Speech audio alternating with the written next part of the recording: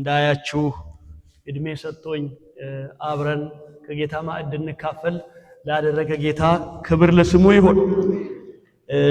አስቀድሞ ከቤተሰቤና ከላከችኝ ሮሆቦት ቤተክርስቲያን ሰላምታ ይድረሳችሁ። ሰላምታቸውን ተቀበሉ። ጌታ የተባረከ ይሁን። እኔ በጣም ደስ ብሎኛል። የዚህ ቤተክርስቲያን መሪዎች ይህን በር የከፈታችሁ ልባችሁን አስፍታችሁ የጋበዛችሁኝ እግዚአብሔር አብስቶ ይባርካችሁ። በጣም ደስ ብሎኛል። በተለይም ደግሞ የዛሬ 35 ዓመት በፊት ጀምሮ አብረን ጌታን የምናመልክ ስናገለግል ባንድ ቤተክርስቲያን ነበርን። እህታችን ሰብሊን መልሼ እዚህ ቦታ በማግኘቴ በጣም ደስ ብሎኛል። እግዚአብሔር አብስቶ ይባርክሽ። እድሜ ሰጥቶን በጌታ ቤት እንደዚህ ሆነ መገናኘታችን ቀላል አይደለም። ምናልባት በኋላ መሰክርላችኋለሁ። ለምንድነው አንተ የራስን ህይወት አንድ መጽሐፍ ይወጣዋል ለምን አትጽፍም ይሉኛል። እኔ ከሚፈራረቅብኝ ካሳለፍኩት ፈተናዎች የተነሳ ዛሬን የሚደርስ አይመስለኝም። አንዳንድ ሰዎች ድሮ አዲስ አበባ ዩኒቨርሲቲ ነበርኩና እኔ ከዛ ተማርቄ የደርግ በዘመንም ሰራተኛ ነበርኩና ማን አንተ ይሉኛል። የዛሬ 13 ዓመት ነው አሜሪካ ሲሄድ እኔ ሙሉ ዓለም ጊሎ አዎ አልሞትክም እንዴ ይሉኛል። ዛሬ 70 ቤት አብረን ነበር ነው ማለት እንደሚሞት ነው የሚያው። እግዚአብሔር ግን እድሜ ቀጥሎ ይሄው ዛሬ በፊታችሁ አቆሞኛል። ክብር ለጌታ ይሁን። እግዚአብሔርን እናመሰግናለን። እንግዲህ ስለ መጨረሻ ዘመን ስለ ጌታ ምጽአት እንማራለን። ወንድሜ አብርሃም ጌታ ኢየሱስ አብስቶ ይባርክ። እውነት ነው እንዳለው የኔን ትምህርት የሚከታተል ብዙ ደግሞ በጣም የተከታተለ ወንድም እግዚአብሔር ሰጥቷቸዋል። ክብር ለጌታ ይሁን። እነዚህ ወገኖች ተገናኝተው እዚህ ቤተክርስቲያን ወሬያችሁ ሰምቻለሁ። በዚህ ቤተክርስቲያን እየመራችሁ ያላችሁ እግዚአብሔር አብስቶ ይባርካችሁ። የኔ መጽሐፍ እሱ እንዳለው መጨረሻ ዘመነ ፍጻሜ በኋላም ሌላ እነግራችኋለሁ። በአማርኛም በኦሮምኛም በእንግሊዝኛም አማዞን ላይ አለ። ዘመነ ፍጻሜ የትንቢቶች አፈጻጸምና የቤተክርስቲያን ዝግጅት የሚል ማለት ነው። በትግርኛም አሁን ኤርትራ ወንድሞች እየተረጎሙ ነው። በሚቀጥለው መስከረም ጀምሮ አይ ሆፕ መጽሐፉ ይለቃል ብዬ ተስፋ አረጋለሁ። እዚህ አውሮፓ ያሉት በዛ ቋንቋ ኤዲት ካደረጉ በኋላ ማለት ነው። ጌታን እጅግ አድርገን እናመሰግናለን። ወደ ትምህርታችን እንሄዳለን። እግዚአብሔር አብስቶ ይባርካችሁ። መዘምራን ስለ ጌታ ምጽአት ስለዘመራችሁልን እኔ ማዘምራለሁ። እኔ መዝሙር እወዳለሁ። አብረን እንዘምራለን እና ስለ ጌታ ምጽአት እንግዲህ ብዙ ዘመን ለማስተማር አስተምሬያለሁ። ግን አንድ ጊዜ እንደውም አላስተምርም አልኩ። እግዚአብሔር ሆይ ይሄን ትምህርት አስተምር ብሎ ማንም ሰው እንዳይጋብዘኝ እባክህ ከልክልልኝ ብዬ ጸልዬ አውቃለሁ። ለምን ፈራው? ጌታ ይመጣል ብዬ ተናግሬ ይኸው አንተ አልመጣህም። ስለዚህ ለምን ውሸተኛ ሆናል? ለምን እንደው አልፈልግም በቃ ብዬ በጌታ ፊት ነው መስከረላችሁ። በመስዋዕት ላይ ቆሜ እንዳይጋብዙኝ ሰዎች ሌላ ርዕስ እንጂ ብዬ ሁሉ ጸልያለሁ። ግን ደግሞ ስቲል ይሄው እየተናገርኩ ነው ያለው። እስኪ ለምንስ ዘገየ ጌታ? ለምንስ እንዴት ዛሬ 2025 እንዴት ደረሰ? ይመጣል እያል ይሄው አልመጣም። 2025 ደረሰ። ምንድነው ነገሩ? አብረን እናያለን። አሁን ጊዜው ደርሷል። ከቤቴ ሲመጣ ቤተሰቦቼን የማገለግለውን ቤተክርስቲያን ሲለያቸው ደህና ሁኑ በቅርብ ምናልባት እኔ ወደ ጀርመን አሁን እዚህ እንደመጣ ለሁለት ሳምንት ከዚህ ቀጥሎ ቤልጂየም ቤተክርስቲያን እነሱ ጋር ሳምንት አለኝ። ጌታ ቢመጣ በአየር ላይ እንድንገናኝ ቤተሰቦቼን ባለቤቴን ጸልዬ ስለኝ ቢዘገይ ከ10 ቀን በኋላ እንገናኛለን ብዬ ነው መጣው። በአውሮፕላን ውስጥ እያሉ ሊመጣ ይችላል። እዚህ ያለ አብረን እያለ ሊመጣ ይችላል። እውነት ደርሷል። አዎ ደርሷል። ስለዚህ ጌታ እንግዲህ እኔ አሁን ልምዴን ላካፍላችሁ አይደለም። መንፈስ ቅዱስ ካላስተማረን ኢየሱስ እንደሚመጣ እርሱ ራሱ ካልተናገረን አንደኛ ዮሐንስ ምዕራፍ 2 ቁጥር 20 ላይ ዮሐንስ ምዕራፍ 2 ቁጥር 18 ላይ ምንድነው የሚለው? ይቅርታ መነጽር ላጊ ከውስጥ የጌታ ቅባት ስለ ጌታ ቅባት እና ይሄን ቃል አነብና አንደኛ ዮሐንስ ምዕራፍ 2 መነጽር ትንሽ አጭር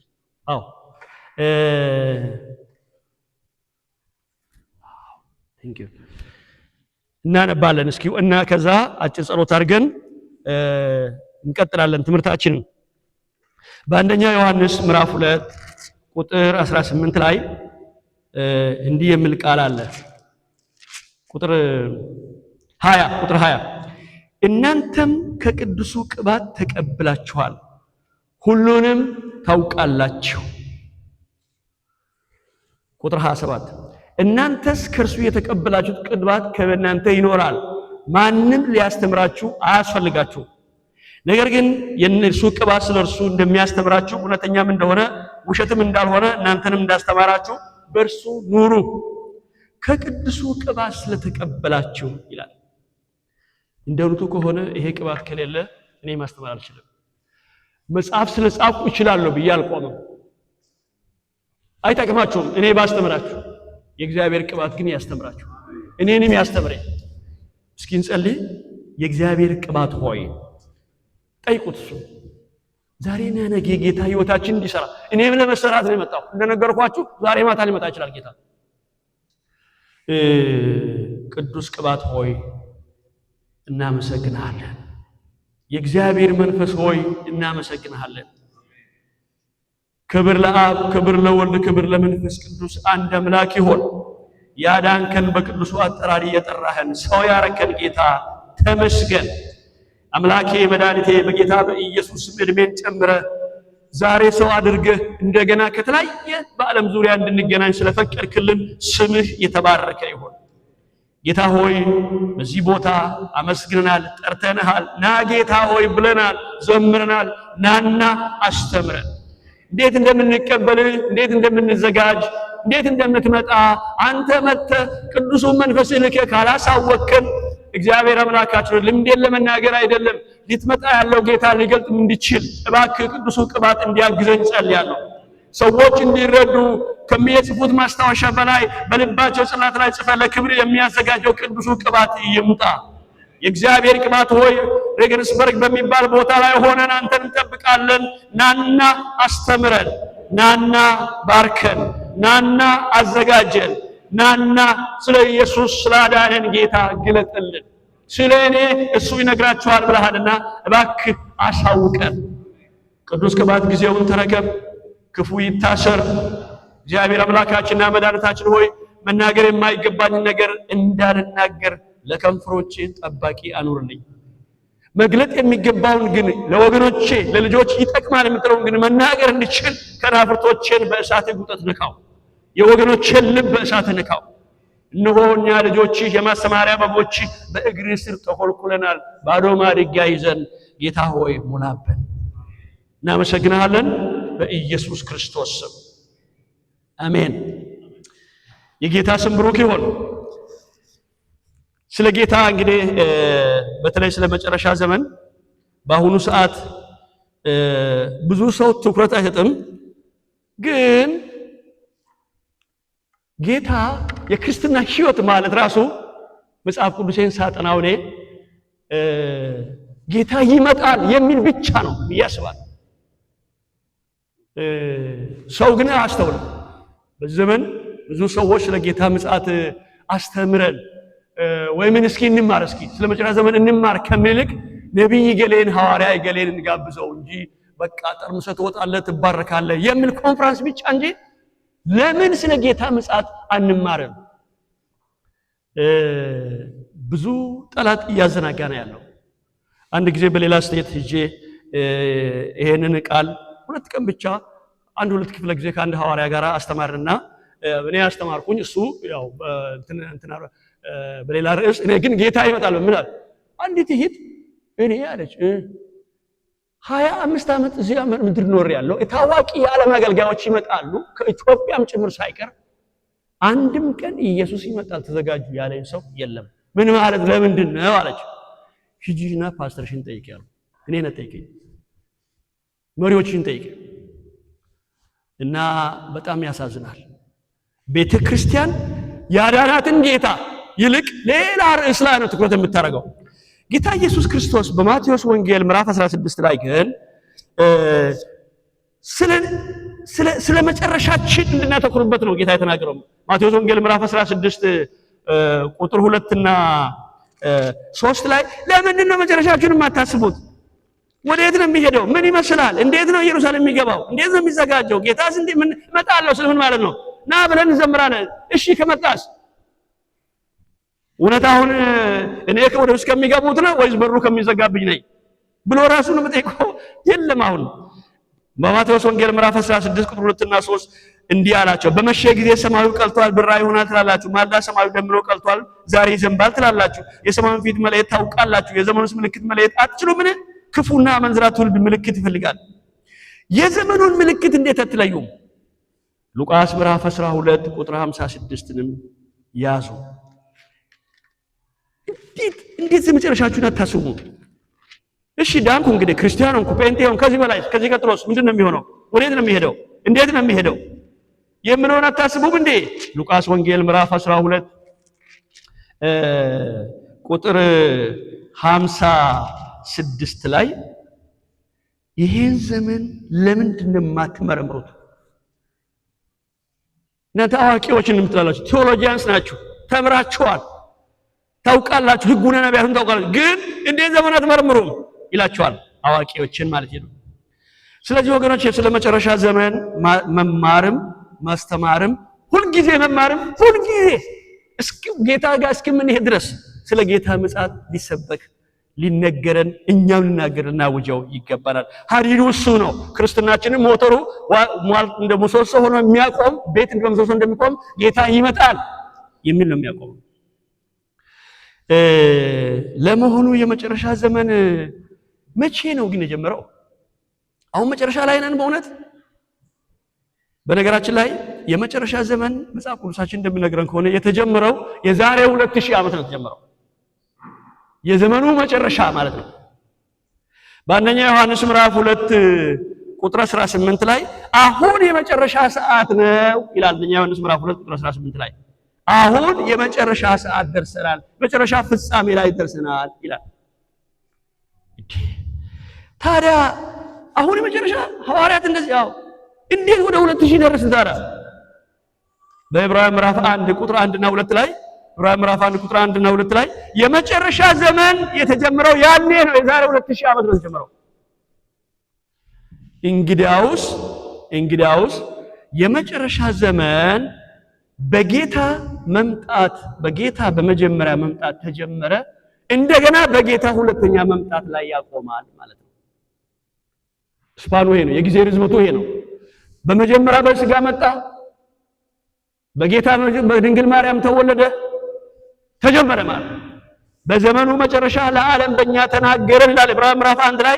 ይኸው በመጨረሻ ዘመን ድሮ በብዙ መንገድ ሲናገር ቆየና ምዕራፍ 1 ላይ ከጥንት ጀምሮ እግዚአብሔር ብዙ አይነት በብዙ ጎዳና ለአባቶቻችን በነቢያት ተናግሮ ሁሉ ወራሽ ባደረገው ደግሞ ዓለማትን በፈጠረበት በልጁ በዚህ ዘመን መጨረሻ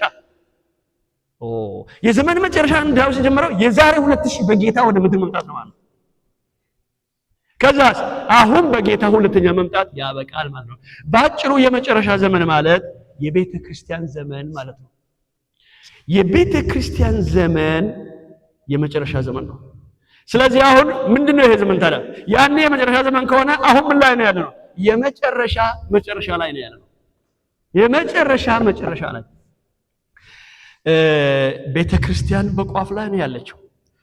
የዛሬ 3 ዓመት በቅጥና 2 ሙሉ ወንጌል ቤተ ክርስቲያን መጻፌን ጌታ ረድቶኝ እዛ ከ10 ዓመት በኋላ ከአሜሪካ ኢትዮጵያ ሄጄ ሳስመርቅ ፕሮግራሙን ያስተባበረው ወንድም እንዲህ አለኝ። በዛ ዝግጅት እንትን ስል ማለት ነው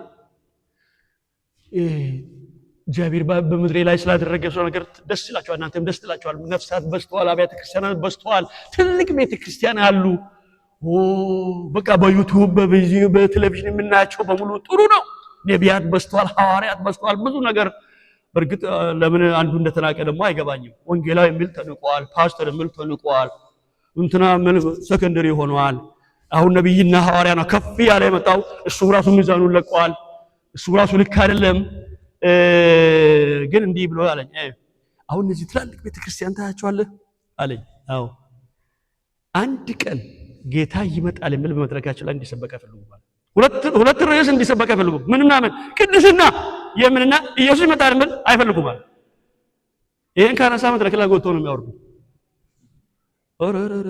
ጌታ ይመጣል የማትል ቤተክርስቲያን ነው ወይስ መስጊድ ነው ማለት ነው? መስጊዱም እኮ እነሱም እኮ ይመጣ ይላሉ። ነብዩ ኢሳ ይመጣ ይላሉ። በዓለም ላይ ይመጣና ዓለምን እስላም ያደርጋታል ነው ብለው ይሻላል። እነሱ ይሻላል ይልቁንም እንደሱ እንደዚህ ማለቴ ነው። ቤተክርስቲያን ነው የዳንን ጌታ የማጠብቅ ማለት ነው። ስለዚህ አሁን ምን ላይ ያለ ነው? መጨረሻ ላይ አዎ የመጨረሻ በቋፍ ላይ ነው ያለን ማለት ነው። ቋፍ ላይ ነን፣ ጫፍ ላይ ነው ያለን ጌታ ሊመጣ ማለት ነው። ክብር ለኢየሱስ ይሁን። ስለዚህ ጌታ ኢየሱስ ክርስቶስ አሁን ሊመጣ የመጨረሻ ሰዓት ላይ ነው ያለው። እስኪ አንተ ጥያቄ ልጠይቃችሁ። እኔ የገበሬ ልጅ ነኝ። ድሮ በገበሬ አባቴ ቆሮ ባላባት ነበርና የገጠር ኑሮ አውቃለሁ። አሁን ዶሮ በገጠር ይገርማችኋል፣ ማታ ሲመሽ ወደ ቆጥ ላይ ነው የምትገባው። በከተማ ደግሞ በደንብ ቤት ተሰርቶለት የሆነ ነገር ይሰራለትና እዛ ይገባል ዶሮ አለ። እኔም የግብርና ሰራተኛ ነበርኩ አውቃለሁና ማታ ዶሮ ስትመጣ ሲመሽ ማለት ነው። እስኪ ገጠር ያደጋ ሰዎች ጥቂት ሁሌም ከተሜ ነው ማለት ነው። ጥሩ ከተሜ ሲመሽ ይገርማችኋል። ዶሮ ሲጨልም እንደመጣች ወዲያው ወደ ቆቷ ትወጣለች። አትወጣም። ቀስ እያለች ትመጣና ታልማለች። ንብረር ትልና ሰምተኝ የሆነ ነገር ደግሞ ትፈልጋለች። እንትዘና አሁንም ወደዚህ መጣ። አሁንም ታልማለች። ወደ ቆቷ ልትገባ አሁንም አትበርም። የሆነ ነገር ደግሞ ታነሳለች። አሁንም እንዲህ ግን እዛም ሄዳ እዚህም ሄዳ ትዞርና መጨረሻ ላይ ግን መራራቀ ተነሳለች አይደል? እኔ እንደዚህ መስኛለሁ። ቤተክርስቲያን በአንድ ጊዜ ልትነሳ ማለት ነው። ወደ ሰማይ አየር ላይ መጣውን ጌታ ልትቀበል እንዲህ የተዘጋጀች ይመስለኛል። ልክ ዶሮ ወደ ቆጧ ልትገባ እንደምታልም ማለት ነው። ስለዚህ ይሄ ጊዜ ጌታ ሊመጣ ባለበት ጊዜ ላይ ነው ያለው። ለዚህ ነው እኔም ራሴ ከቤተሰቤ ጋር ሲለይ ከባለቤቴ ደህና ሁኚ ድንገት ከመጣ በአየር ላይ ነው የምንገናኘው ያልኩት። እዚህ አትላንቲክን ተሻግሬ ወደ አውሮፓ እየመጣሁ ነው። ለምን ሊመጣ ይችላል? አሁን እሱ ነው የምንጠብቀው። እግረ መንገድ ደግሞ እንሰራለን፣ እግረ መንገድ እናቅዳለን፣ እግረ መንገድ እናገለግላለን፣ እግረ መንገድ እንሰብካለን። ሊሆን ይመጣ ይችላል። ጌታ ኢየሱስ ሊመጣ በደጅ ነው ያለው። ክብር ለጌታ ይሁን። ግን አመጣጡ እንዴት ነው ቢባል ያኔ እንግዲህ የመጨረሻ ዘመን ማለት በቤተ ክርስቲያን ዘመን ነው። በጌታ በመጀመሪያ መምጣትና በሁለተኛ መምጣቱ መካከል ነው የመጨረሻ ዘመን ያለው። ከዛ በኋላ ጌታ ሁለተኛ ከመጣስ ሁሉ ነገር ግልጽ ነው። መጨረሻ ዘመን የሚባል ነገር የለም። ጌታ በአየር ላይ በድንገት መጥቶ ቤተ ክርስቲያን ከወሰደ በኋላ መጨረሻ ዘመን አይባልም። ምንድን ነው እንደርስበታለሁ። ምንድን ነው የሚባለው? ግልጽ ነው። ሁሉ ነገር ግልጽ ነው። ከዛ በኋላ ያኔ እንደ ባሪያ ሆኖ ነው የመጣው። አሁን ግን ንጉሥ ሆኖ ይመጣል። ጌታ ሆኖ ይመጣል። ያኔ በግ ሆኖ መጣ። አሁን ግን አንበሳ ሆኖ ይመጣል። ያኔ በውርደት ነው መጣ። አሁን ግን በክብር ይመጣል። ክብር ለኢየሱስ ይሁን። ኢየሱስ ይመጣል።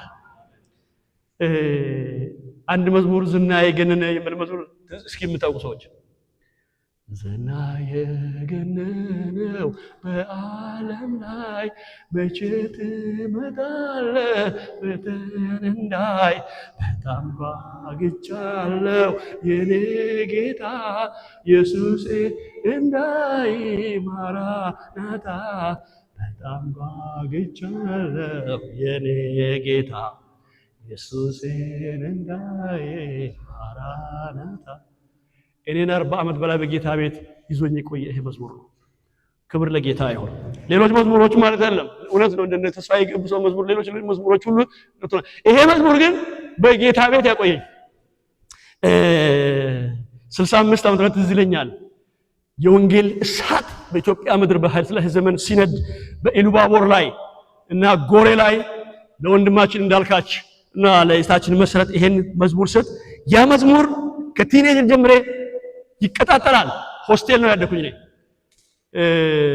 የዛሬ 13 ዓመት አሜሪካ ሲሄድ የዚህን ሰው አንድ ፓይለት ባክን ስጠኝ አልኩና አንተ አናገርኩት እንዳልክ ስልኩን አለ እንዳልክ አልኩ። ስለዚህ የመጀመሪያ የደወልኩለት አንድ ሳምንት አልፈጀኝም። ትምህርት ቤት ኮሌጅ ባይብል ኮሌጅ ጀባን ነው ወንድሜ። ያው ዝና የገነነን እዚህ የዘመርክ ነው እንደው ከባለቤት ጋር አለው በህይወት አለው የዛሬ 65 ዓመት ትዘምራለህ ወይ መዝሙር ብዬ ጠየቅኩት። አሁን አለ በህይወት። ጌታ ይመጣል መቼት ይመጣል? እሱ መናፈቅ አለብን ማለት ነው። እሱ የማናፈቅ ክርስትናም አልገባውም። ጌታ ኢየሱስ ይምጣልን። ትዝልኛል የዛሬ 15 2000 ስንት ላይ ነው ለሁለት ላይ መሰለኝና አንድ ጊዜ ከባድ ፈተና ውስጥ ገባውና ለሽማግሌዎች ማብሬ ማገለግላቸው ሽማግሌዎች ነግሬያቸው እስኪ ልጸልይ ጊዜ ስጡኝ አልኳቸው። ፍቀዱልኝ። እሺ ሂድ ፓስተር ጸልያለሁ። እረፍት ልውሰድ እስኪ ያለ እረፍት ቀነሌ ስለ እረፍት ልውሰድ እስኪ ጌታ ከባድ ፈተና ውስጥ ገባው እና የት መሄድ አለብኝ? ወደ ቡታጅራ አካባቢ ገጠር ውስጥ ኢቴሰብ ለታውቃለችና አንድ ዮሴፍን ባለ ሐኪም ጓደኛችን አለና እዛ ይሰራል። የሆነ ኤንጂ ውስጥ አንድ ሐኪም አለ እና ደንበል ህንጻን ታውቃላችሁ ደንቦሌ የዛ ባለቤት የመሰረተው ገጠር ውስጥ አለ ሶዶ ውስጥ ጫካ ውስጥ ነው ሆስፒታሉ ያለው። ለምን ይሄ ሰውዬ እዛ ሄዶ በአፍሪካ የሌለ ትልቅ ቸርች ሰርቷል። እዛ ገበሬዎች እዛ ሰርቷል ማለት ነው። እና እዛ ጫካ ገብቼ ልጸልይ በቃ አልኩ። ለ21 ቀን ጾም ጸሎት ወሰድኩ። ምንድነው የምትፈልገው ሙሉ ዓለም? እኔ አው በር ዘግቼ ቤታችሁን ብቻ እናንተ ስሩ አንተና ስራ ስሩ እኔ አልኩ። በቃ መሬት ጁባ ሳይናን ተፈ 21 ቀን ጌታ ሆይ ውረድ ብዬ ከባድ የቤተ ክርስቲያን ሸክም የራሴንም ሸክም ይዤ ነው የሄድኩት። የምግብ ነገር እሱም ፍቃድ ወሰደና አንድ ዶክተርም አለ ፍቃድ ወሰደ። እኛ ምን ተባበረ ተፈቀደኛ ነው ከፈለጋችሁ ተንበርከኩ በቃ ያው እኔ መሬት መተኛት ነው ጌታ ሆይ ውረድ የሚል ነገር ማለት። የሚገርም ነገር 21 ቀን አልጸልይም። ጸሎቴ ዝም ብዬ ያለቀስኩ ዝናዬ ገነ ብቻ ዝምራለሁ። ዝናዬ ገነነው ምን ነካኝ ይላል ነው ምንድነው ዝናዬ ገነ የሚዘምረው ነው? ጌታ ሆይ ይዤ መጣው ጥያቄ አለ። ትንበረከክ እሱ ነው 21 ቀን ሙሉ አብረን እያለቀስን በዚህ መዝሙር ጸሎቱ ዴይ ኤንድ ናይት አለቀ። ወደ አዲስ አበባ ሲመለስ ነገር የተፈተው አገኘው። ክብር ለኢየሱስ ይሁን። ኢየሱስ ይመጣል ብለህ ከጠበቀው ነገርህን ጌታ ይሰራል። ትሻገራለህ፣ ትባረካለህ። አይዞህ በረከቱ አለ። እሱ ወጥቶ ጋሪ ነው። እሱ አታስቀድመው ከፈርሱ በፊት ሊመጣ ያለውን ኢየሱስ ምትናፍቅ ከሆነ ሁሉ ነገር ይሰራል። ትዳርም ቢሆን ኑሮም ቢሆን ጤናም ቢሆን ክብር ለጌታ ይሁን። ስለዚህ ጌታ ኢየሱስ እውነት አሁን በደጅ ነው ወይ? አዎ። እስኪ አሁን አንዳንድ ነገሮችን እንመለከታለን። ከመሳብ በፊት ጌታ የመጨረሻ ሰዓት መሆኑን ይሄ ጊዜ የመጨረሻ ጊዜ መሆኑን እንዴት እናውቃለን? በሉ እንዴት እናውቅ? ይሄ ርዕስ ወስዳላችሁ ንዑስ ርዕሶችን እየወሰድን እንሄዳለን። በመጨረሻ ሰዓት መሆኑን እንዴት ነው የምናውቀው? አንድ 5 ማስረጃዎችን እናያለን። ከዚህ ከመሳብ በፊት አሁን ደርሷል ጊዜው። አዎ። ለዚህ ነው እኔም እየፈራሁ ቤተሰቤን ስለይ ቤተክም ማገለግለውም ስለይ በሉ ደህና ሁኑ እንግዲህ ድንገት መኪና እየነዳን እያለ ወይም ደግሞ ፕሌን ውስጥም እያለን ጌታ ከመጣ አንገናኝም በቃ ቻው እዛው አየር ላይ እንገናኝ የሚለው ለዚህ ነው። ደርሷል። አሁን ጊዜው ደርሷል። ምንድነው ማስረጃው? 5 ማስረጃዎችን ልንገራችሁ። ብዙ አለ። ትልቅ መጽሐፍ ሊወጣ ይችላል። እሱን አልጻፍኩም። ግን አሁን ኢየሱስ ሊመጣ ነው። አዎ። how do I know? ምንድነው ማስረጃው? 5 ማስረጃዎችን ልስጣችሁ። አሁን ጌታ በደጅ እንደሆነ ይሄን ካወቅነው ለምን እንጨነቃለን? ዲፖርት አረገኝ እንትና ይወጋዊ ነኝ ነገ እንትና አልታኩም አላገባሁም ምን ያስጨንቃል? በቃ ጌታ ይመጣል። አሜን። ልናርፍ ነው። ክብር ለጌታ ይሁን። ስለዚህ 5 ነገሮችን ቶሎ ብዬ እንመለከታለን ማለት ነው። አንደኛው አሁን የጌታ ምጽአት መድረሱን የሚነግረን ምንድነው ቢባል የተፈጥሮ ምስክርነት ነው። ተፈጥሮ ራሱ ጌታ ኢየሱስ ሊመጣ ነው ይላል። ቤተ ክርስቲያን ደግሞ ዘንግቷለች። ያዳናት ጌታዋን አትጠብቅም። ሰዓቱን ደረሰ። ዘመናት መረምሩም እንዴ ያረጋት አትመለከቱም እንዴ አታስተውሉም እንዴ? ለደቀ መዛሙርቶቹ ነው ከተናገሩ። እንዴት ተወረምሩም ዘመኑን? ተፈጥሮ ራሱ ጌታ ኢየሱስ አሁን ሊመጣ በደጅ እንዳለ እየነገረን ነው ያለው። ስለ ተፈጥሮ 2 ነገር ላንሳ። አንደኛው በምድር የሚሆነውን ላንሳ። ከዛስ በአየር ላይ የሚሆነው በሰማይ በምድር። ተፈጥሮ ስንል ይሄ ዩኒቨርስ ማለት ነው። በምድር ላይ እቺ ምድር እቺ መሬት ራሷ ይሄ እጽዋት ራሱ ውሃው ራሱ ሁሉ ነገር ራሱ ጌታ ሊመጣ በደጅ እንደሆነ ይነግረናል። አሁን ለምሳሌ አንድ ጥያቄ ልጠይቃችሁ። ስለ ማዳበሪያ እስኪ የምታውቁ ሰዎች ማዳበሪያ ዛሬ ለሁሉ ሰው ማዳበሪያ ያውቃል። እንዴም ቢሆን እኛ ሀገራችን ኢትዮጵያ በእርሻ ነው የምታውቀው አይደል? እዚህ ጀርመን ተወለደ ሰው አለ? እስኪ እኔ እዚህ ነው ተወለድኩ ሰው አለ? ሁሉም ከሀገር ቤት አለ መጣው ስለማዳበራ ሁሉም ሰው ያውቃል። ጤፍ ታውቃላችሁ አለ ምን ትበላላችሁ አለ ጤፍ ስንዴ መቆን ታውቃላችሁ ስለማዳበራ ምን ያውቃል? ለመሆኑ ማዳበራ መጠቀም የተጀመረው መቼ ነው? እስኪ ወደ ሀገራችን እንሂድ። ወደ ሀገራችን ኮንቴክስት ማለት በአውሮፓ አሁን እዚህ ሄዶናል። እኛ 100 ዓመት የጣሉ ነው ይመስለኛል እዚህ አውሮፓም አሜሪካ ምዕራብ ሀገራችን ግን ማዳበሪያ እብን እዚህ አውሮፓ ለማንሳት እንችላለን። መቼ ነው መጠቀም ጀመረ? የዛሬ 100 ዓመት ማዳበሪያ አለ ወይ? እስኪ እንደው ታሪክ የተማራችሁ ሰዎች የለም። እና አባቶቻችን ያው ጤፉንም ይዘራሉ ያጭዳሉ፣ በቆሎውንም ይዘራሉ፣ ስንዴውንም ይዘራሉ፣ ብርቱካን ይሰቅላሉ። ኤቭሪቲንግ መሬት እንዲሁ የተሰጠችውን ታበቅላለች። ምንም ችግር የለም አይደል? አሁን ግን እያንዳንዱ ጉቦ ካልሰጠኝ ማዳበሪያ ካልሰጠኝ አላበቅልም ነው የምትለው። ድንች አይሆንም፣ ቲማቲም አይሆንም፣ ጎመን የት አለ ማዳበሪያ? በቃ መሬት እንዲህ ብላለች። ለምንድን ነው ቢባል ሌላ ጥያቄ አለ፣ ሌላ መልስ አለ። እሺ አንድ ጥያቄ ደግሞ ላንሳላችሁ። አሁን ነው በሽታ የበዛው ወይስ ጥንት ዘመን ነው በሽታ የሚበዛው ብላችሁ ታስባላችሁ? አሁን ሐኪም ቤቱ በዝቷል፣ ሕክምና ነፃ ነው። እናንተ ጥሩ ነፃ እንደሆነ ሰምቻለሁ። እኛ ጋር ችግር አለ። ሐኪም ቤት በዝቷል፣ መድኃኒት በዝቷል፣ በሽታም በዝቷል። ለምን ይመስላችኋል? ለምን ነው መጨረሻ ዘመን እንደዚህ የበዛው? የድሮ ሰዎች አሁን ከዚህ ዘመን ከሚኖሩ ሰዎች ይልቅ ጻድቅ ስለሆኑ ነው። ያው ግብረ ሶዶም አሁንም አለ ያኔም አለ። በአብርሃም ዘመን ተጀመረው አለ ምን ልዩነቱ ያው ነው። ኃጢአት ያው ነው። ምንዝርና፣ ምቀኝነት፣ እርስ በርስ መገዳደል፣ ጦርነት ያው ነው። 3000 5000 ዘመን በሆኑ ጦርነት ነው። ከቃየል ጊዜ ጀምሮ ጦርነት እስካሁን ድረስ አለ። ያው ነው። ምንድነው ልዩነቱ ታዲያ? ለምንድነው ሰው ለበሽታ ተጋለጠው ቢባል የሚገርም ነገር በመሬት ውስጥ ያለው እቺ መሬት በውስጧ ያለችው ንጥረ ነገር ለሰው ልጆች የሚያስፈልግ ለእጽዋት የሚያስፈልግ ነገር በሙሉ ከውስጧ ተማጥቶ አልቋል። እኔ የግብርና ሰራተኛ ነበርኩ፣ የእርሻ አስተማሪ ነበርኩ፣ አውቃለሁ። ያለ ማዳበሪያ አይቻልም። እኔ ሀዲስ ላይ ዘመን በነገራችን ላይ በወረዳ ደረጃ ትንሽ ሰርቶ ማሳያ የሚባል ቦታ አለ። በሰርቶ ማሳያ ብቻ ነው የሚታየው እንጂ ገበሬ ማዳበሪያ አይወስድም። በኋላ በደርግ ዘመን ደግሞ ማዳበሪያ ካልወሰዳችሁ ተባለ። አሁን ደግሞ ያለ ማዳበሪያ ጭራሽ እንኳን ስንዴና በቆሎ ወይም ጤፍ ይቅርና ጓሮ አትክልትም ያለ ማዳበሪያ አይሆንም። ምን ነው ቢባል በመሬት ውስጥ ያለው እግዚአብሔር ለሰው ልጆች የሰጠው እጽዋት ለእጽዋት እድገት የሚጠቅመው ነገር በሙሉ ኒውትረንቷ አልቋል፣ ተማጥቶ አልቋል። እና በነገራችን ላይ ሰው ልጆች በሽታ ማቋቋም አቅቶታል። አሁን የሰው ልጅ ጥቁር በሉ ነጭ በሉ። ለምን ቢባል ድሮ የሚበላው ነገር በሙሉ ሰውነትን ከበሽታ የመከላከል ኃይል አለው። አሁን የሚበላው ግን ምንም እንዲሁ ዝም ብሎ ነገር ነው፣ ባዶ ነው ማለት ይቻላል። ድንቹም ያው ነው፣ በቆሎም ያው ነው፣ ጤፉም ያው ነው። ግን ውስጡ ያለው እግዚአብሔር የፈጠረው ለሰው ልጆች ጠቃሚ ነው፣ ከበሽታ ፕሮቴክት ያደርገዋል የሚባለው ነገር ከውስጡ የለም።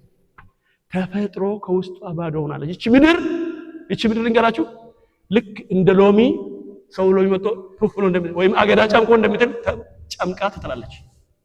ሮሜ 8 ላይ እንዲህ ይላል። ሮሜ 8:19 ላይ ምንድነው የሚለው? የተፈጥሮ ይላል ሮሜ 8:19 አሁን ለምናገራችሁ ነገሮች እንዲህ ብሎ ይናገራል። የፍጥረትን አፍቆት የእግዚአብሔር ልጆች መገለጥ ይጠባበቃልና። ፍጥረት ሁሉ የእግዚአብሔር ልጅ መገለጥ አሁን በውስጧ ያለው ነገር በሙሉ አልቆ አንዴ ጎርፍ ያጠቃታል፣ አንዴ እሳት ያጠቃታል፣ አንዴ እንቅጥቅጣለች፣ አንዴ ብዙ ነገር ይሆናል።